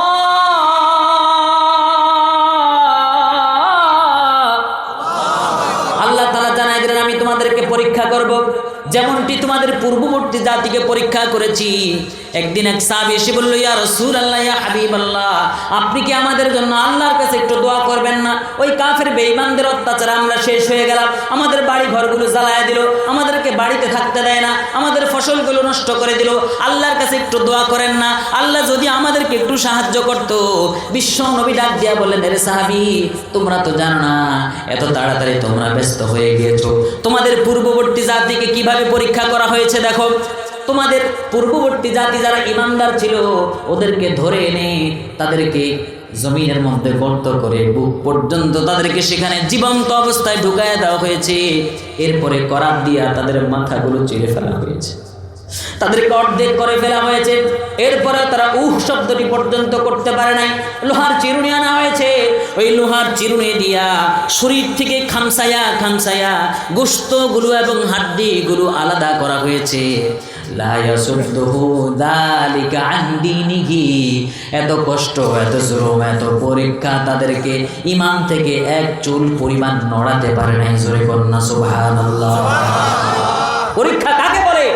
বিশ্বনবী সাল্লাল্লাহু আলাইহি ওয়াসাল্লামের হাদিস থেকে বলছি, ফেরাউনের বাড়ি তার যে কন্যা, ওই মেয়ের ঘরের একজন কাজের মহিলা ছিল। মহিলার পদবি কিন্তু চেয়ারম্যান মেম্বার ছিল না, অনেক সম্মানিত মহিলা ছিল না, সে ছিল কাজের লোক। সবাই বলেন কি? আরো জোরে বলেন কি? নামটা মুখস্থ করেন, নাম তার মাসেতা। জিজ্ঞাসা করব, নাম তার কি? কাজের লোকের নাম কি? মাসেতা। রাজপ্রাসাদের রাজকন্যার বাড়ির কাজের লোক। একদিন ওই রাজকন্যার মাথার চুল মাসেতা আশ্রয় দিচ্ছিল চিরুনি দিয়া। চিরুনি দিয়ে আস্তে আস্তে হাত থেকে চিরুনিটা পড়ে গেল। পড়ে যাওয়ার পর মাসেতা হাত দিয়া যখন চিরুনিটা উঠাতে গেল, ওই সময় মাসেতা মুখ দিয়ে একটা জিনিস উচ্চারণ করলো, বিসমিল্লাহ। সবাই বলেন কি? আরো জোরে বলেন কি? সুবহানাল্লাহ কইতেন না? ইমানদার যে কোনো কিছু করার শুরুতে কি বলে? ইমানদার ভাত খাওয়ার শুরুতে কি বলে? ইমানদার ঘর থেকে বের হওয়ার সময় কি বলে? বিশ্বনবী সাল্লাল্লাহু আলাইহি সাল্লাম বলে যে একজন ইমানদার যদি ঘর থেকে বের হওয়ার সময় দোয়াটা পাঠ করে, বিসমিল্লাহি তাওয়াক্কালতু আলাল্লাহ লা হাওলা ওয়ালা কুওয়াতা ইল্লা বিল্লাহ, এই দোয়াটা পাঠ করে সে যদি ঘর থেকে বের হয়, তার গন্তব্যে পৌঁছানো পর্যন্ত আল্লাহ রাব্বুল আলামিন তাকে এতটুকুন জায়গা রহমতের ফেরেশতা দিয়া তাকে সাহায্য করে। জোরে বলুন সুবহানাল্লাহ। তাহলে বিসমিল্লাহ বলবেন তো ইনশাআল্লাহ। কিন্তু দুঃখজনক হলেও সত্য, এই জমিনের মধ্যে এমন কিছু কুলাঙ্গার তৈরি হয়েছে। কিছুদিন আগে এটিএন বাংলার একটা টক শোর মধ্যে এক বুদ্ধিজীবী, বুদ্ধি বিক্রি করে খায় যারা বুদ্ধিজীবী, এরকম একজন বুদ্ধিজীবী সে বলতেছে এখনকার ছেলে মেয়েরা কেমন জানি হয়ে গেছে, এদেরকে যদি জিজ্ঞাসা করি তোমরা কেমন আছো, তারা বলে আলহামদুলিল্লাহ ভালো আছি। তারা যদি কোনো বিপদে পড়ে তারা বলে ইন্নালিল্লাহ, তারা যদি ভালো কিছু দেখে তারা বলে সুবহানাল্লাহ, তারা বলে আল্লাহু আকবার। এই সমস্ত কথা বলে আসলে দেশটা কেমন জানি আরব কান্ট্রি হয়ে যাচ্ছে, আফগানিস্তান পাকিস্তান হয়ে যাচ্ছে। ছেলে মেয়েগুলো বাংলা ভাষার ভিতরে কেমন জানি আরবি কথা বলা শুরু করে দিয়েছে। ওই কথা শুনলে ওদের গায়ে জ্বালা পড়া শুরু হয়ে যায়। আমরা তো বলি এই সমস্ত কথা আল্লাহু আকবার, সুবহানাল্লাহ, আলহামদুলিল্লাহ, লা ইলাহা ইল্লাল্লাহ, আল্লাহু আকবার, ইন্না লিল্লাহ। এই সমস্ত কথা শুনলে যদি তোমার গায়ে জ্বালা পড়া হয় তাহলে বুঝতে হবে তোমার শরীরের মধ্যে তসলিমা নাসরিনের রক্ত আছে। জোরে বল ঠিক কিনা? তোমার শরীরের মধ্যে দাউদ হায়দারের রক্ত আছে, তোমার শরীরের মধ্যে আফজল শরীফের রক্ত আছে। জেনে রাখবা এদেশের তৌহিদি জনতা জুতা পিটা করে যেইভাবে তসলিমা নাসরিনকে এই জমিন থেকে খেদাইছে, তোমার মতো নাস্তিক মুরতাদ দল মত নির্বিশেষে সকল ইমানদার সিদ্ধান্ত নিয়ে এই জমিন থেকে একদম তাড়িয়ে দেবে। পালানোর জন্য ইন্দুরের গর্ত খুঁজে পাবে না। জোরে বল ঠিক কিনা? আমাদের ছেলে মেয়েদেরকে আমরা শিক্ষা দেব, আমরা যখন মোবাইল রিসিভ করব আমরা হেলো না বলে আমরা বলবো আসসালামু আলাইকুম। কি বলবেন বলেন? সবাই বলেন কি বলবেন? হেলো বলবেন না সালাম দিবেন? বিআই সাহেব আপনাকে কল দিয়েছে, শুরু করবেন সালাম দিয়া। আপনার ছেলে বিশ্ববিদ্যালয়ে থাকা অবস্থা আপনাকে কল দিয়েছে, আপনি বাবা হয়েছেন, কোনো সমস্যা নাই। আপনি বাবা হয়ে ছেলের ফোনটা রিসিভ করে বলবেন আসসালামু আলাইকুম বাবা, তুমি কেমন আছো? সুবহানাল্লাহ। আপনার ছেলে উত্তর দেব আলাইকুম আসসালাম, আলহামদুলিল্লাহ বাবা আমি ভালো আছি। এরকম একটা দৃশ্য দেখতে কি ভালো লাগবে না আপনাদের? বলবেন তো ইনশাআল্লাহ? আপনার ছোট্ট শিশু কথা বলতে পারে না এখনো, আলহামদুলিল্লাহ আমার ছেলে মাত্র 3 বছর বয়স, এখনো হয় নাই, 3.25 বছর বয়স। তাকে আমি মাঝে মাঝে প্র্যাকটিস করাই আলিফ বা তা আসা, তো সে আমার সাথে বলে। যখন ইয়া বলা শেষ করে তখন আমি বলি মাশাআল্লাহ। এই কথা বলার সাথে সাথে আমার ছেলে সুন্দর করে জবাব দিয়ে দেয় জাযাকাল্লাহ। সুবহানাল্লাহ কইতেন না? মাত্র কত বছর বয়স? 3.25 বছর বয়স। এই যে শিখলো, তার মা তাকে এগুলো শিখাইছে, আলহামদুলিল্লাহ বলে। তাহলে মা বোনেরা আপনার সন্তানকে আপনি এগুলো শিক্ষা দিন। আপনার স্বামী বিদেশে থাকে, আপনার সামনে যখন কল আসবে বাচ্চার সামনে, তখন আপনার বাচ্চার সামনে আপনি ফোন রিসিভ করবেন আসসালামু আলাইকুম ওয়া রাহমাতুল্লাহ। তখন আপনার ছোট্ট বাচ্চা আপনার কাছ থেকে শুনতে শুনতে শিখবে। আপনার বাচ্চার মানে মুখের ভাষা হবে আলহামদুলিল্লাহ, সুবহানাল্লাহ, আলহামদুলিল্লাহ, আল্লাহু আকবার। এই ভাষাগুলো বললে বলেন তো দেখি ইমানদার হিসেবে আমাদের ভালো লাগে না খারাপ লাগে? সবাই বলেন কি লাগে? এই জমিনের মধ্যে ওলিয়া উলিয়াদের জায়গা রয়েছে, এই জমিনের মধ্যে ওলিয়া উলিয়াদের কবর রয়েছে। আল্লাহওয়ালা লোকেরা এই জমিনের মধ্যে শাহজালাল ইয়ামিনী রাহমাতুল্লাহি আলাইহি, তিনি একদিকে হাতের মধ্যে ছিল তরবারি, আরেকদিকে হাতের মধ্যে ছিল তাসবির দানা, একদিকে হাতের মধ্যে ছিল তরবারি, আরেকদিকে হাতের মধ্যে ছিল কোরআনুল কারীম। আল্লাহু আকবারের ধ্বনি দিয়া গৌর গোবিন্দের মসনদকে তছনছ করে দিয়েছিল। জোরে বল ঠিক কিনা? এদেশে আল্লাহু আকবারের সুরে সূর্য উঠে শহর গ্রামে, এদেশে আজান শুনে সূর্য ডুবে সন্ধ্যা নামে। এদেশে সবাই বলে, এদেশে সকল কাজে সবাই বলে বিসমিল্লাহ। এদেশে ভালো কিছু দেখে শুনে সবাই বলে মাশাআল্লাহ, সুবহানাল্লাহ, সুবহানাল্লাহ, সুবহানাল্লাহ সুবহানাল্লাহ সুবহানাল্লাহ সুবহানাল্লাহ সবাই সুবহানাল্লাহ সুবহানাল্লাহ। এদেশে পরস্পরে দেখা হলে দেয় সালাম, এদেশে আমজনতার হৃদয় জুড়ে পাক কালাম, ঠিক কি না? এদেশে পরস্পরে দেখা হলে দেয় সালাম, এদেশে আমজনতার হৃদয় জুড়ে পাক কালাম। এদেশে খারাপ শুনে সর্বজনে সর্বক্ষণে সবাই পড়ে ইন্না লিল্লাহ ইন্না লিল্লাহ ইন্না লিল্লাহ ইন্না লিল্লাহ ইন্না লিল্লাহ। এদেশে আজান শুনে সূর্য উঠে শহর গ্রামে, এদেশে আজান শুনে সূর্য ডুবে সন্ধ্যা নামে। এদেশে সকল কাজে সবাই বলে বিসমিল্লাহ, এদেশে সকল কাজে সবাই বলে, এদেশে দেখে শুনে সবাই মুখে হাসি মুখে সবাই বলে মাশা আল্লাহ। সুবহানাল্লাহ সুবহানাল্লাহ সুবহানাল্লাহ সুবহানাল্লাহ সুবহানাল্লাহ সুবহানাল্লাহ সুবহানাল্লাহ সুবহানাল্লাহ। বলবেন তো সবাই ইনশাআল্লাহ? আগামীকাল ঢাকায় যাব, কি বলবেন? ইনশাআল্লাহ। সবাই বলেন কি বলবেন? ইনশাআল্লাহ। আল্লাহ তাআলা আমাদেরকে বোঝার তৌফিক দান করুন, সবাই বলেন আমিন। আমরা চলে যাই মা শ্বেতার কাছে। মা শ্বেতা যখন চিরুনিটা ধরল, সাথে সাথে বলল বিসমিল্লাহ। আল্লাহর নাম নেওয়ার সাথে সাথে ওই ফেরাউনের মেয়ে রাজকন্যা সে ডাক দিয়া বলল, আমার বাপের বাড়িতে কাজ করস, আমার বাপেরটা খাস, আমার বাপ তোরে বেতন দিয়ে রেখেছে, অথচ তুই বিসমিল্লাহ বললি, আমার বাপের নাম স্মরণ না করে কার নাম বললি? এত সাহস তোকে কে দিয়েছে? এরকম প্রশ্ন করার সাথে সাথে এরপরে মা শ্বেতা ডাক দিয়া বলল, আমি একজনের উপর ঈমান এনেছি, তিনি কে? আল্লাহর প্রতি ঈমান কবুল করেছি। এ কথা যখন ছড়িয়ে পড়ল, ফেরাউনের মেজাজ গরম হয়ে গেল। মা শ্বেতার বাড়িতে, মা শ্বেতার ঘরে 3টা সন্তান। সবাই বলেন কয়টা সন্তান? 3টা সন্তান, 2টা বড় আর একটা দুধের শিশু। ফেরাউন এবার তেলের কড়াইয়ের মধ্যে তেল দিয়া আগুন ধরাইয়া দিল। টকবকে তেল যখন টকবক করছে, ওই সময় ফেরাউন তখন তাকে আটকানোর জন্য বলল, তোমার চোখের সামনে গরম তেলের মধ্যে তোমার বাচ্চা 2টাকে জ্বালিয়ে পুড়িয়ে দেওয়া হবে, হয় তুমি ঈমান ছাড়বা, না হয় তোমার চোখের সামনে তোমার সন্তান 2টাকে ভাজা ভাজা করা হবে। নাউজুবিল্লাহ। মুহূর্তের মধ্যে 2টা বাচ্চা ফ্রাই হয়ে গেল। এরপরে যখন ছোট্ট শিশু বাচ্চার পালা আসলো, তখন ওই মা শ্বেতা তার চোখের মধ্যে পানি যখন টলমল করতে লাগলো, আল্লাহ তারা জিব্রাইল আমিনকে পাঠায় দিয়া এবার জিব্রাইল আমিনকে ডাক দিয়া বলল, ও জিব্রাইল, যাও যাও যাও আমার বান্দার কাছে যাও, তাকে গিয়া সান্ত্বনা দাও, তাকে আর পরীক্ষা দেওয়া লাগবে না।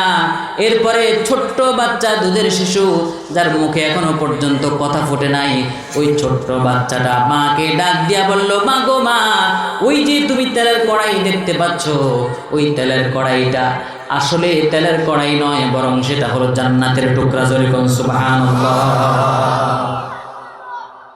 আপনি কি বলতে চাচ্ছেন বলেন? শুরু করছি কয়টায়? ভাই কি সমস্যা কি?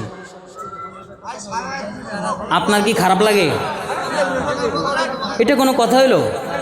আমাকে 8টায় দিতেন, আমাকে কি 9টায় দিছেন?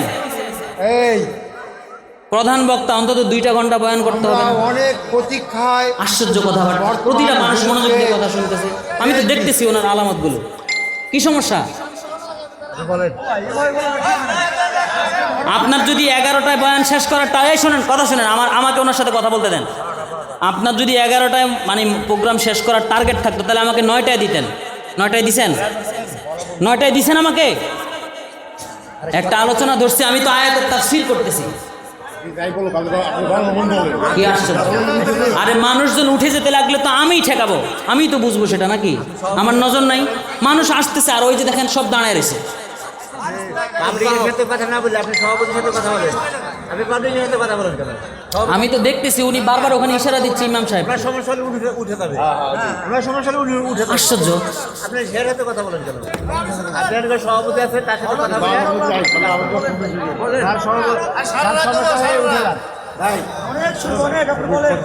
বুঝলাম না, আমি খুব কষ্ট পাই।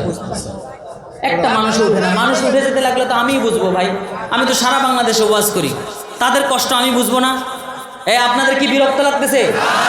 কোমর ব্যথা হয়েছে, পা ব্যথা হয়েছে? নারায়ে তাকবীর! সারা রাত ওয়াজ করবো, শুনবেন? সারা রাত করবো না, আসলে সারা রাত করবো না, আসলে সারা রাত সম্ভব না। আগামীকাল আমাকে চুয়াডাঙ্গা যেতে হবে, কত দূর। আমি তো আপনার চেয়ে বেশি কষ্ট করি ভাই, সুতরাং আমি তো সারা রাত বয়ান করবো না। আমাকে যদি 11টায় শেষ করার টার্গেটই থাকতো তাহলে আমাকে 9টায় দেওয়া উচিত ছিল। মিনিমাম 2 ঘন্টা আমি বয়ান করবো। একটা বিষয় ধরলে তাহলে বিষয়টা সম্পূর্ণ করা লাগে না ভাই, বলেন? আমি তো আপনাদেরকে বলছি, আমি তো বিষয়ভিত্তিক কথা বলি। পরীক্ষা হবে কয় জায়গায়? দুনিয়ার এই ঘটনাটা শেষ করে এরপর আমরা কবরে চলে যাব। কবরবাসীদের দোয়ার জন্য এখানে প্রশ্ন, কবরবাসীদের দোয়ার জন্য আয়োজন না? তাহলে কবরবাসীদের ব্যাপারে একটু আলোচনা করার দরকার আছে না?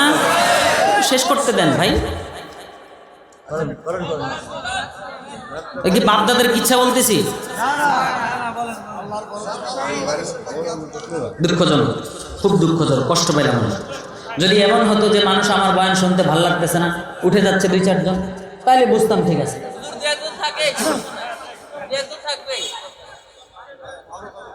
প্রিয় ভাইরা আমার, বলতেছিলাম মা সেতার ছোট্ট বাচ্চাটা মাকে ডাক দিয়ে বলল, মা গো মা, তুমি যে সামনে গরম তেল দেখতে পাচ্ছ, ওটা আসলে গরম তেল নয়, ওটা হলো আল্লাহর দেয়া জান্নাত। আমি গরম তেলের মধ্যে তুমি দেখবা আমি ভাজা ভাজা হয়ে যাব, কিন্তু আসলে তা নয়, আমি আল্লাহর জান্নাতের মধ্যে প্রবেশ করবো। জোরে কন্যা সুবহানাল্লাহ। তাহলে ওই জান্নাতের মধ্যে ঢোকার জন্য পরীক্ষা আছে না নাই? মা সেটা পরীক্ষা দিয়েছে কি দেয় নাই? এই মা সেটা কি অনেক উঁচু দরের লোক ছিল? মা সেটার পেশা কি? সবাই বলেন কি? তাহলে গরিব মানুষ যারা আছেন, যারা অনেক কম টাকার মালিক, কোন রকম একটা টিনের চাল উঠাইয়া বাড়ি করে থাকেন, মাঝে মাঝে ঝড় তুফানে আপনার টিনের চালটা উঠে যায়, বলেন তো দেখি ওই গরিব মানুষকে পরীক্ষা করেন কে?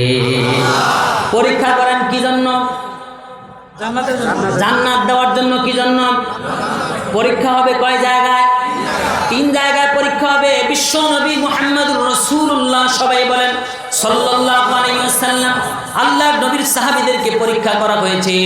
বিশ্ব নবী সাল্লাল্লাহু আলাইহি ওয়াসাল্লাম একদিন দেখতে পেলেন ওই যে আম্মার ইবনে ইয়াসার, তার পরিবারের লোকদেরকে কঠিনভাবে শাস্তি দেওয়া হচ্ছে। তার মালিক তাকে বেঁধে রেখেছে, তপ্তবালুর উপর দান করে তাদেরকে শাস্তি দেওয়া হচ্ছে।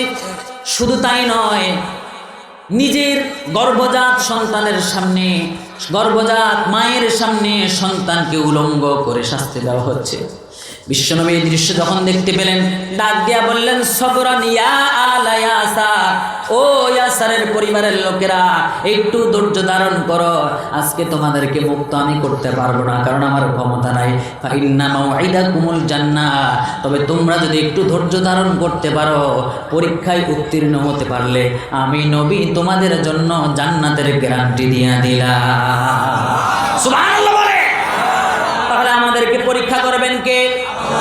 পরীক্ষা করবেন কয় জায়গায়? এখন আমরা কয় নম্বরে আছি? 1 নম্বরে। কোন জায়গা? দুনিয়ার মধ্যে আল্লাহ তাআলা পরীক্ষা করবেন 2 ভাবে। আল্লাহ রাব্বুল আলামিন কুরআনুল কারীমের দলিল নেন, আল্লাহ তাআলা জানায় দিচ্ছেন, ওয়া নাবলুকুম বিশ-শাররি ওয়াল খায়র, আমি তোমাদেরকে কল্যাণ দিয়া এবং অকল্যাণ দিয়া পরীক্ষা করব।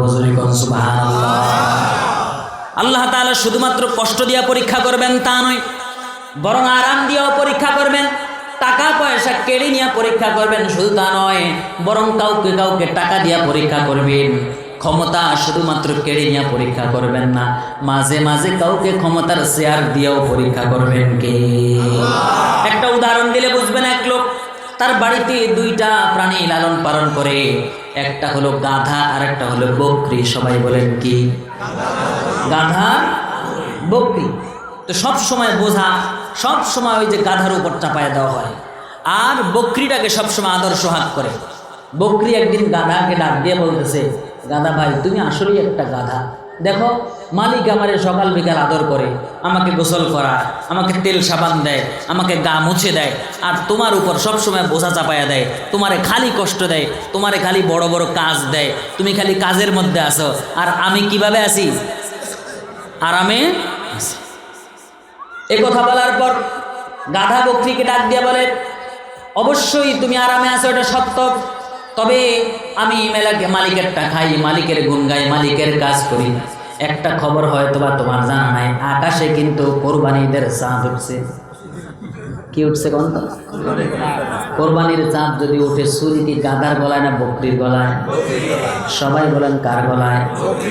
তার মানে আপনার ক্ষমতার চেয়ার আপনাকে সাময়িকভাবে আনন্দ দিল, যে কোনো সময় এই চেয়ার আপনার জন্য পতনের কারণ হতে পারে, ঠিক না বেঠিক? তার মানে সুখ এবং দুঃখ এগুলো সব কার পক্ষ থেকে? ক্ষমতা হারিয়ে যাওয়া অথবা ক্ষমতা পাওয়া এগুলো সব কার পক্ষ থেকে? যদি আপনি ক্ষমতা পান তাহলে আপনাকে খেয়াল রাখা লাগবে, আপনাকে খেয়াল রাখা লাগবে। ক্ষমতা ফেরাউনেরও ছিল, ক্ষমতা নমরুদেরও ছিল, কিন্তু আল্লাহ রাব্বুল আলামিন ওই নমরুদকে শায়েস্তা করার জন্য অনেক বড় মাপের একটা হাতি পাঠায় নাই, একটা ছোট্ট মশা পাঠাইছে। ওই মশাটা তাও আবার সুস্থ না, ল্যাংড়া। তাহলে আল্লাহ তাআলা মাঝে মাঝে ক্ষমতা দিয়াও টেস্ট করে, ক্ষমতার থেকে সরাইয়াও টেস্ট করে, যেরকম ঠিক না বেটি? সুতরাং আপনার দায়িত্ব হলো, যেভাবেই হোক আপনি যদি ক্ষমতা আসেন তাহলে ক্ষমতার সঠিক ব্যবহার করা, সঠিক কাজ করা, সঠিক দায়িত্ব পালন করা। ওই দায়িত্ব যদি আপনি ঠিকভাবে পালন করেন তাহলে মানুষগুলো শান্তি পাবে আর আপনার জন্য দোয়া করবে, যেরকম ঠিক না বেটি? আল্লাহ তাআলা আমাদের সকলকে দুনিয়ার এই জিন্দেগিতে যে কঠিন কঠিন পরীক্ষাগুলো আল্লাহ করবেন জান্নাতের জন্য, এই পরীক্ষাগুলোকে উত্তীর্ণ হওয়ার তৌফিক দান করুন। সবাই বলেন আমিন। 2 নম্বরে পরীক্ষা করবেন কোথায়? সবাই বলেন কোথায়? কবরে পরীক্ষা করা হবে। আসল ওয়াজে যাচ্ছি এখন। কবরের মধ্যে পরীক্ষা করা হবে। আমরা সবাই জানি ইমাম সাহেবরা ওয়াজ করতে করতে মুখস্থ করায় দিয়েছে, কবরে যাওয়ার পর আপনাকে প্রশ্ন করা হবে কয়টা? সবাই বলেন কয়টা? সবাই মুখস্থ জানেন। আমি যদি একটা একটা প্রশ্ন করি, অনেকেই প্রশ্নও বলতে পারবেন, উত্তরও বলতে পারবেন, কিন্তু আপনাদেরকে আমি একটা হাদিস শোনাইছিলাম শুরুতে। আল্লাহর নবী সাল্লাল্লাহু আলাইহি ওয়াসাল্লাম বলেছেন, ইদা উদখিলাল মাইতুল কবরা মুসিলাতিশ শামসু ইনদা গুরুবিহা ফায়াজলিসু ইয়ামসাহু আইনাইহি ফায়াকুলু দাউনি উসাল্লি। নবী করিম সাল্লাল্লাহু আলাইহি সাল্লাম বলেছেন, একজন মাইয়িতকে যখন কবরে দেওয়া হবে, মানুষ যখন মৃত্যুবরণ করে তখন তার রূহটা কেড়ে নেওয়া হয়। ওই রূহটা কেড়ে নিয়ে লোকটা যদি জান্নাতি হয়, রূহটাকে আসমান পর্যন্ত যেতে দেওয়া হয়। এরপরে তার নামটা ইল্লিয়িন, ভালো মানুষের খাতায় তার নামটা লেখায়া দেয়। আবার কারো আছে খারাপ রূহ, ওই রূহটা আসমানের দরজা দিয়ে আসে, সেখানে ঢুকতে পারে না, কারণ তার জন্য আসমানের দরজাগুলো বন্ধ করে দেওয়া হয়। ওই রূহটাকে সিজ্জিনের মধ্যে নিয়ে যাওয়া হয় এবং তার নামটা সিজ্জিনের মধ্যে লেখা হয়। এরপরে আল্লাহ তাআলা ওই ব্যক্তি যারা কবরের মধ্যে শুয়ে রয়েছে, এতক্ষণ পর্যন্ত ঘুমন্ত অবস্থায় ছিল, আল্লাহর হুকুমে ওদের ভিতরে আবার আল্লাহ তাআলা রূহটা ফিরাইয়া দেন। সুবহানাল্লাহ। রূহটা ফিরাইয়া দেওয়ার পর ফেরেশতারা তাকে প্রশ্ন করার জন্য চলে আসে। বলেন তো সবাই, প্রশ্ন করা হবে কয়টা? আরো জোরে। 3টা প্রশ্ন করা হবে। কিন্তু বিশ্বনবী সাল্লাল্লাহু আলাইহি সাল্লাম বললেন, ওই মাইয়িতকে যখন প্রশ্ন করার জন্য ঘুম থেকে জাগ্রত করা হবে, মুসিলাতিশ শামসু ইনদা গুরুবিহা, ওই মাইয়িত যখন ঘুম থেকে জাগ্রত হবে, ফায়াজলিসু ইয়ামসাহু আইনাইহি, এভাবে করে চোখের মধ্যে স্পর্শ করতে থাকবে, চোখটাকে এভাবে করে ডলতে থাকবে, আর দেখতে পাবে মুসিলাতিশ শামসু ইনদা গুরুবিহা, পশ্চিম আকাশে ধীরে ধীরে সূর্যটা ডুবে যাচ্ছে।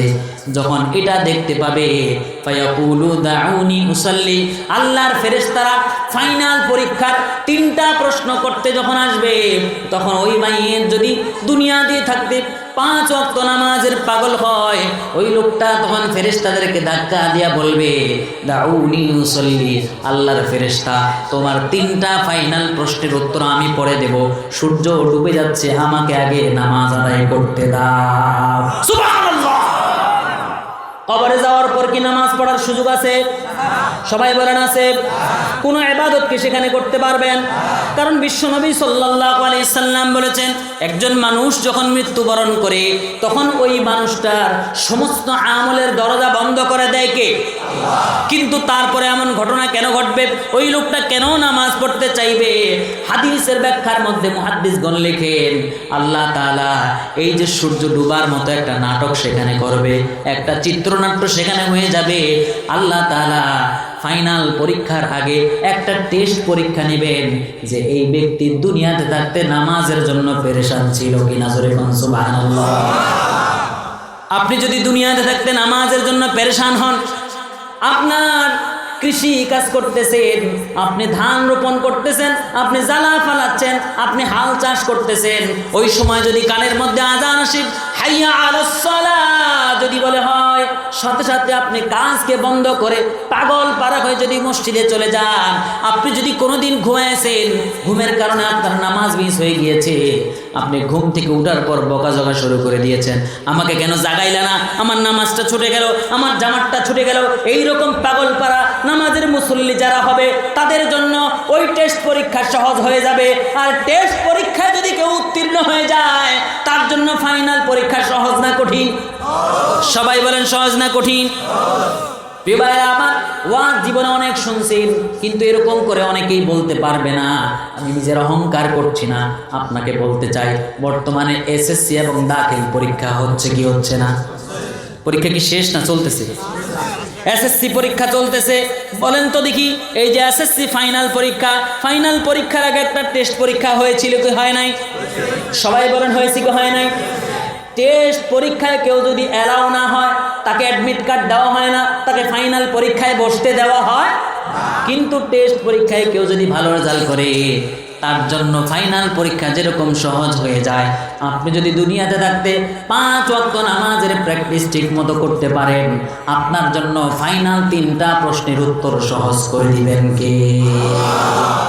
তাহলে এবার বলেন, কিছু মানুষ আছে না বলে, ইমাম সাহেব হুজুর নামাজ না পড়লে কি হবো, আমার ইমানটা ঠিক আছে। এরা কি টেস্ট পরীক্ষায় টিকবে? কথা বল না কেন? কারণ টেস্ট পরীক্ষার বিষয় কি? সবাই বলেন না, টেস্ট পরীক্ষার বিষয় কি? আরো জোরে বলেন কি? তাহলে আপনি যেখানেই থাকেন, যে অবস্থায় থাকেন, যেই কাজের মধ্যেই থাকেন, আপনি যদি রাস্তার মধ্যে আপনি অটো চালান, ভ্যান চালান, আপনি আপনার যাত্রীদেরকে রিকোয়েস্ট করবেন যে ভাই আমি তো 5 ওয়াক্ত নামাজ পড়ি, চলেন না এই যে মসজিদটা সামনে আছে, এখানে দাঁড়াইয়া অন্তত 3 রাকাত ফরজ নামাজ পড়ি, বাসায় গিয়ে দরকার হয় সুন্নত পড়ব, একটু যদি সুযোগ দেন আপনিও পড়লেন, আমিও একটু পড়লাম, আপনিও সওয়াব পেয়ে গেলেন, আমিও একটু সওয়াব পেয়ে গেলাম।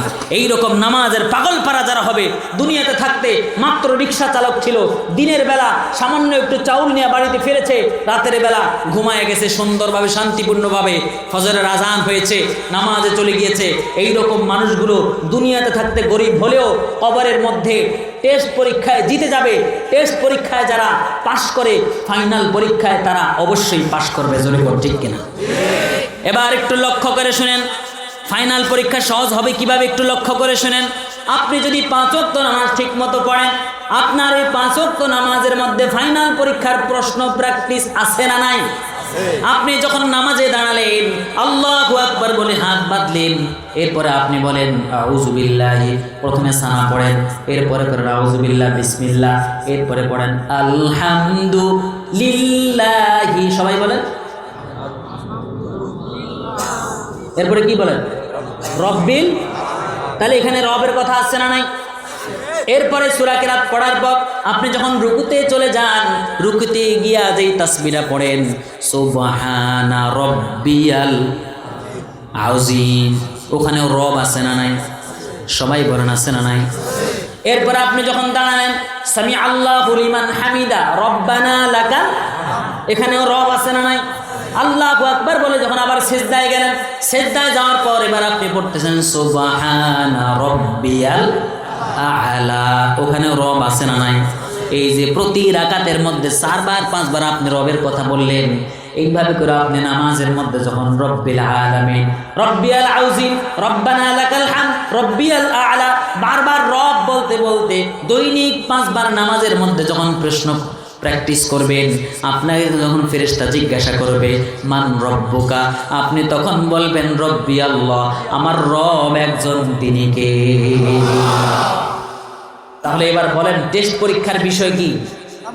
সবাই বলেন কি? নামাজ। এরপরে প্রশ্ন হবে 2 নাম্বার মান রব্বুকা।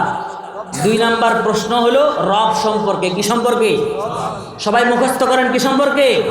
রব সম্পর্কে। 3 নাম্বার প্রশ্ন হলো ওয়ামা দীনুকা, দুনিয়াতে থাকতে তোমার দল কোনটা ছিল? আমাদের দলের নাম কি? সবাই বলেন কি? এই যে ইসলাম নামক দল, এটা কি পৃথিবীর মানুষের বানানো কোনো দল? এই দলটা আমাদেরকে দিছে কে?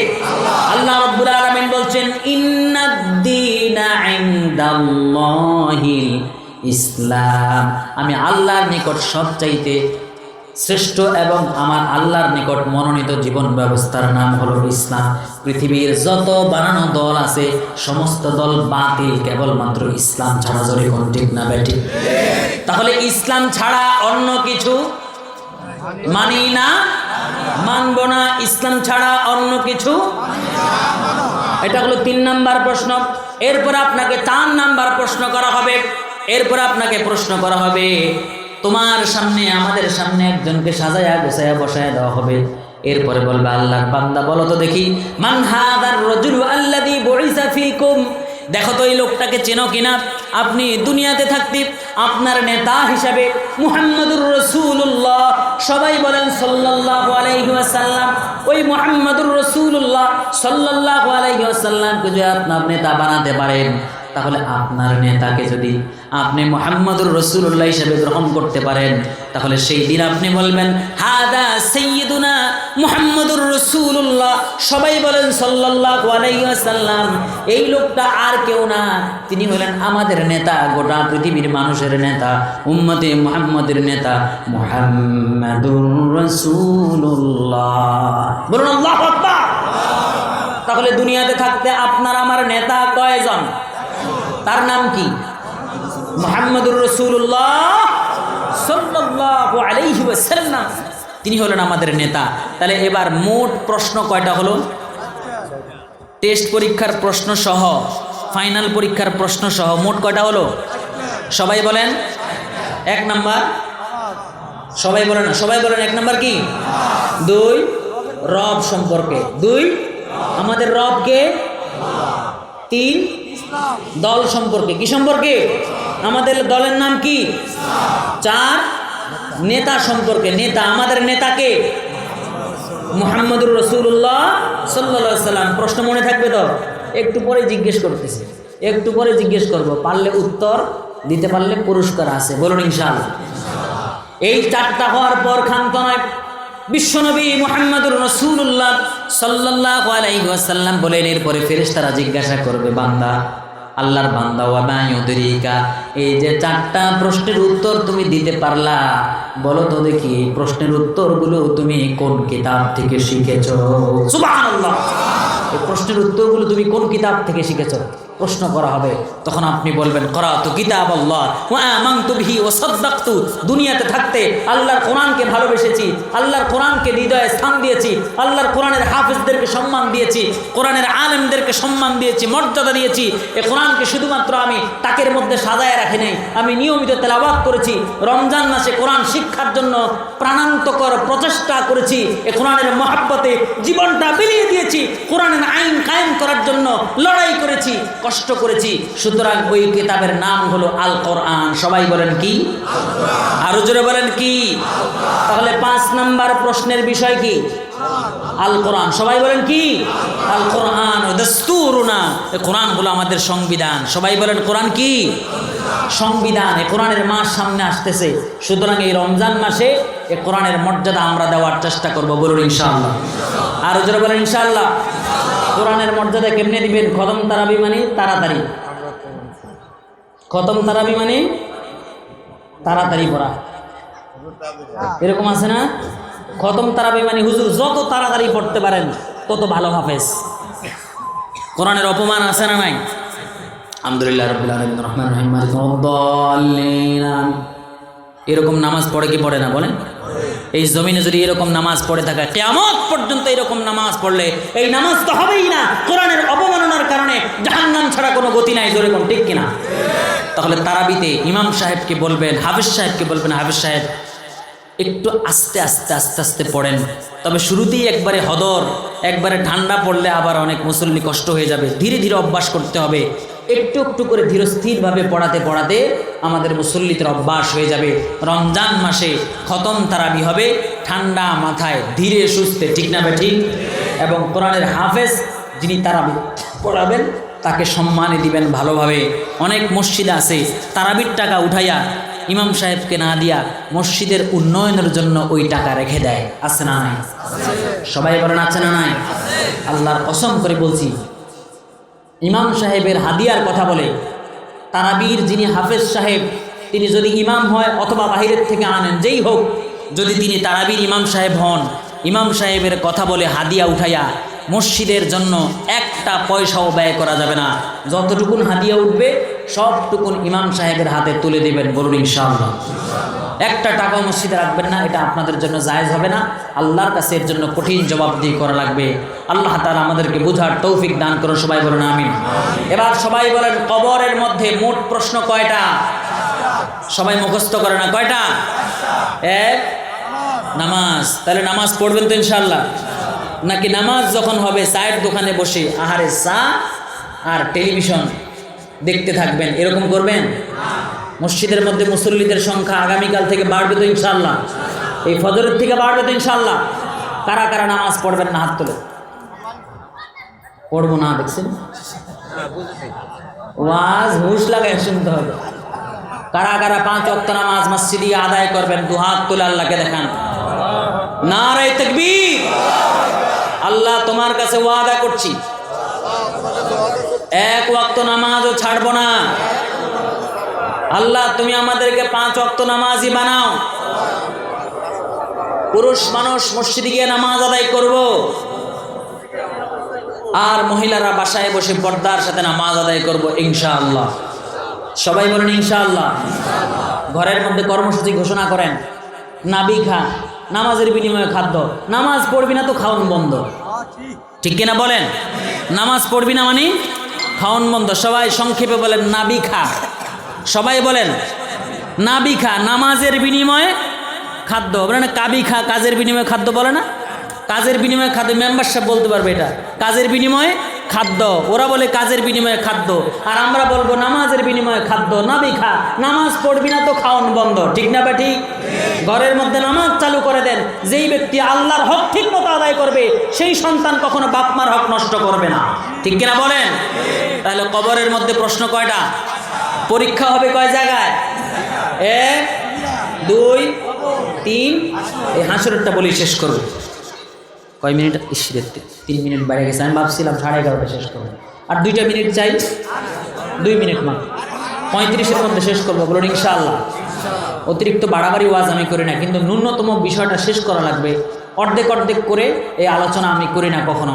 শেষ করবো ইনশাআল্লাহ। বলছিলাম আরেকটা জায়গা কোথায় আছে পরীক্ষা হবে? সবাই বলেন পরীক্ষা হবে কোথায়?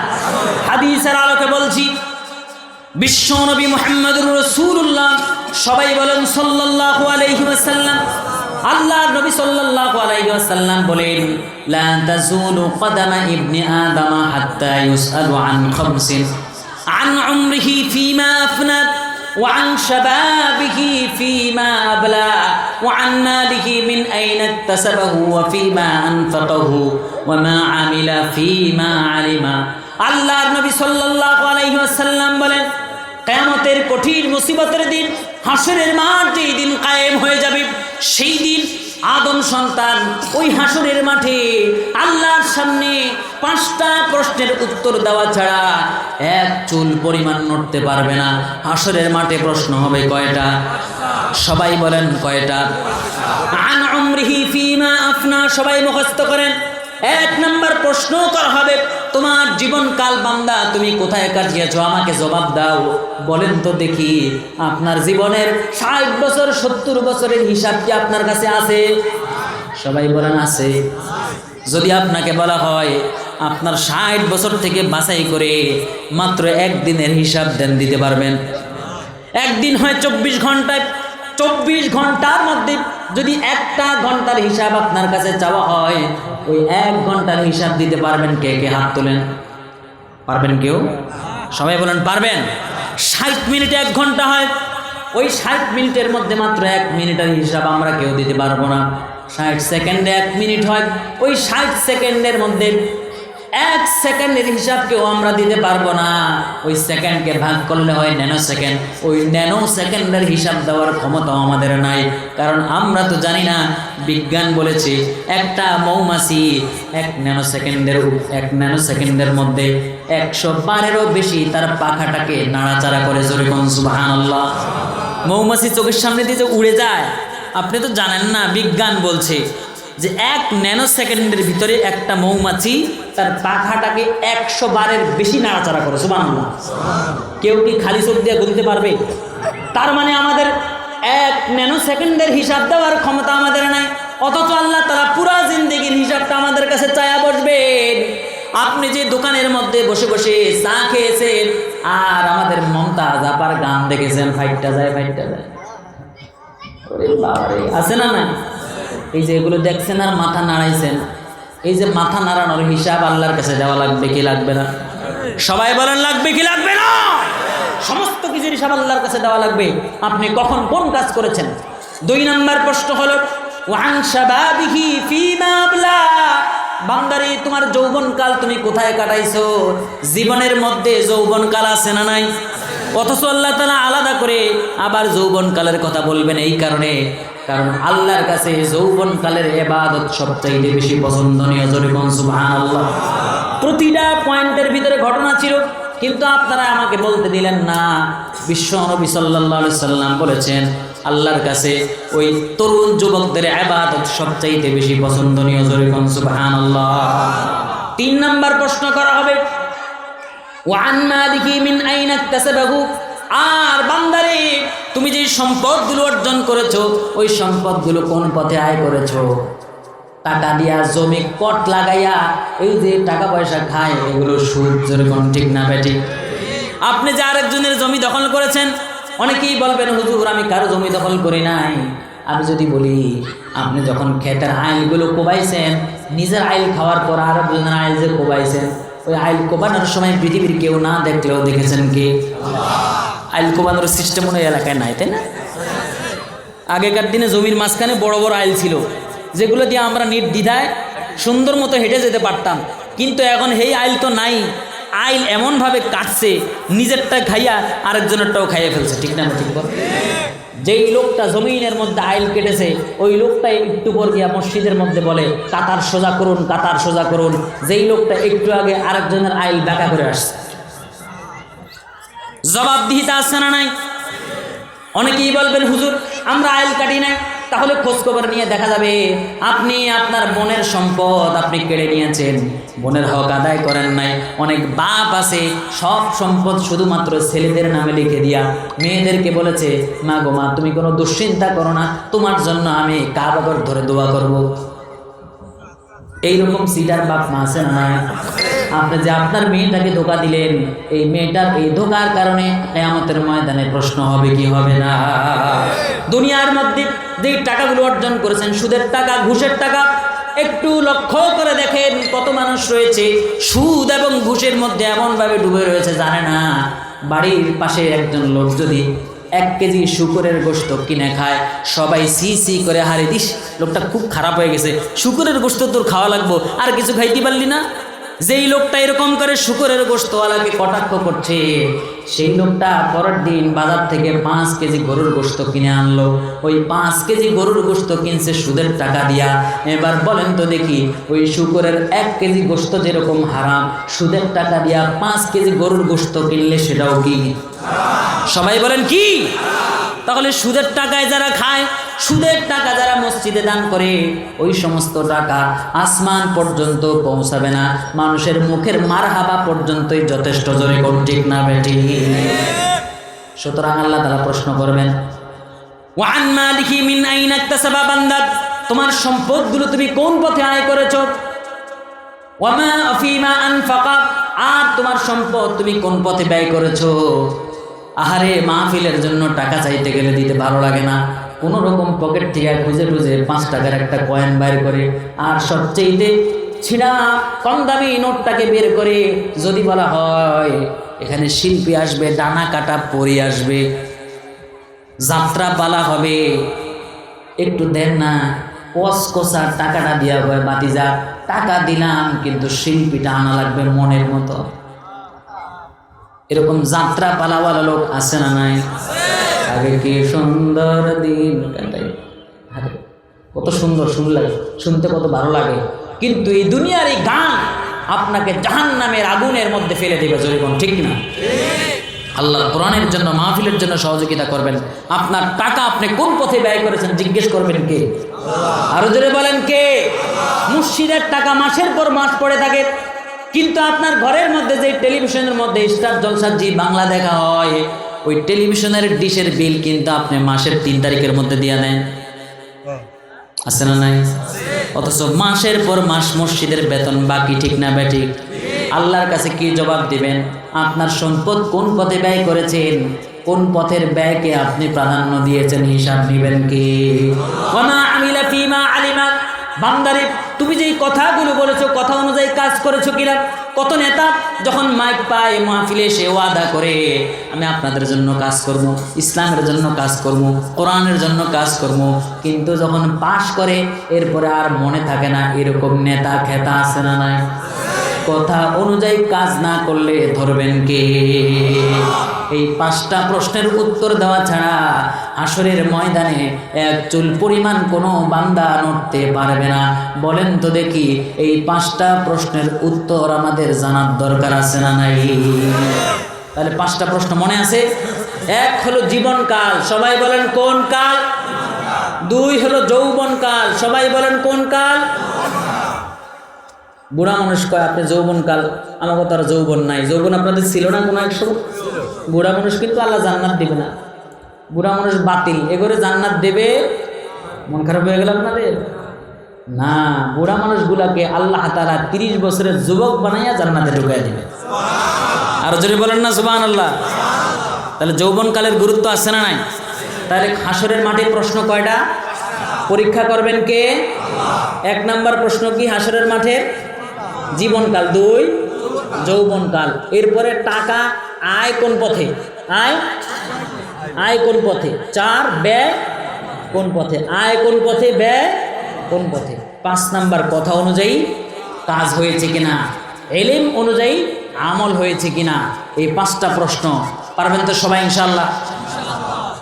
এবার বলেন কে বলতে পারবেন? একজন দাঁড়ান, মাশাআল্লাহ দাঁড়ান।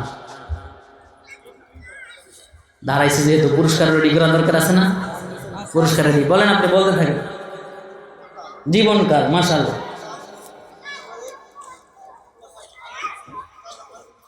ব্যয় করছে, মাশাআল্লাহ। ইলম অনুযায়ী আমল হয়েছে কিনা, মারহাবা বলেন। নারে তাকবীর। ভাই আসেন পুরস্কার নিয়ে যান। এরপরের প্রশ্ন, রেডি হন। কে বলবেন? রেডি হন। হাত যে আগে উঠাবেন তাকে প্রশ্ন করব এবং ইনশাআল্লাহ মারহাবা। আমরা সবাই হাতে যাই, পারবো সবাই। কবরে প্রশ্ন হবে কয়টা? সবাই হাতে যাই। না না, আগে কইেন না, যে আগে উঠাবো তারে ধরবো তো না, খালি কইলেই তো হবে না। আপনি যদি কইতে রাজি হন তাহলে আপনি বলবেন। আচ্ছা কোন কবরে প্রশ্ন হবে কয়টা? 4টে। মোট কয়টা? মোট, এই যে মোট কয়টা? আমি যে মোট ধরবো, আপনি বলতে পারবেন? কে বলতে পারবেন? 5টা। আর আপনি তো একবার পাইছেন পুরস্কার। আচ্ছা দাঁড়ান দাঁড়ান, বলেন বলেন। না না না, ওই পাশের দাঁড়ান, সাহস করেন। কে কে বলতে পারবে? এই দাঁড়িয়ে ভাই, আপনি বলেন। আপনি পারবেন? এই যে নিচের দিক তাকায় রয়েছে, এখন আর মাথা উঠাবে না। বলেন কবরে প্রশ্ন হবে কয়টা? 5টা। মনে নেই? হ্যাঁ বলেন বলেন, এক বলেন, সাহস করে বলেন, সহযোগিতা করব। সভাপতি সাহেব আপনারই বলা লাগবে শেষ পর্যন্ত। বলেন, এটা বললেই আমি মোনাজাত দিয়ে দেবো ইনশাআল্লাহ, আপনাদেরকে আর কষ্ট দেবো না। কে বলতে পারবেন? কবরে মোট প্রশ্ন হবে কয়টা? সবাই বলেন কয়টা? হ্যাঁ বলেন। এক, নামাজ নামাজ। দুই, রব। আমাদের রব কে? সবাই বলেন রব কে? এক নাম্বার কি? দুই, তিন, আমাদের ইসলাম আমাদের দল। দলের নাম কি? সবাই বলেন কি?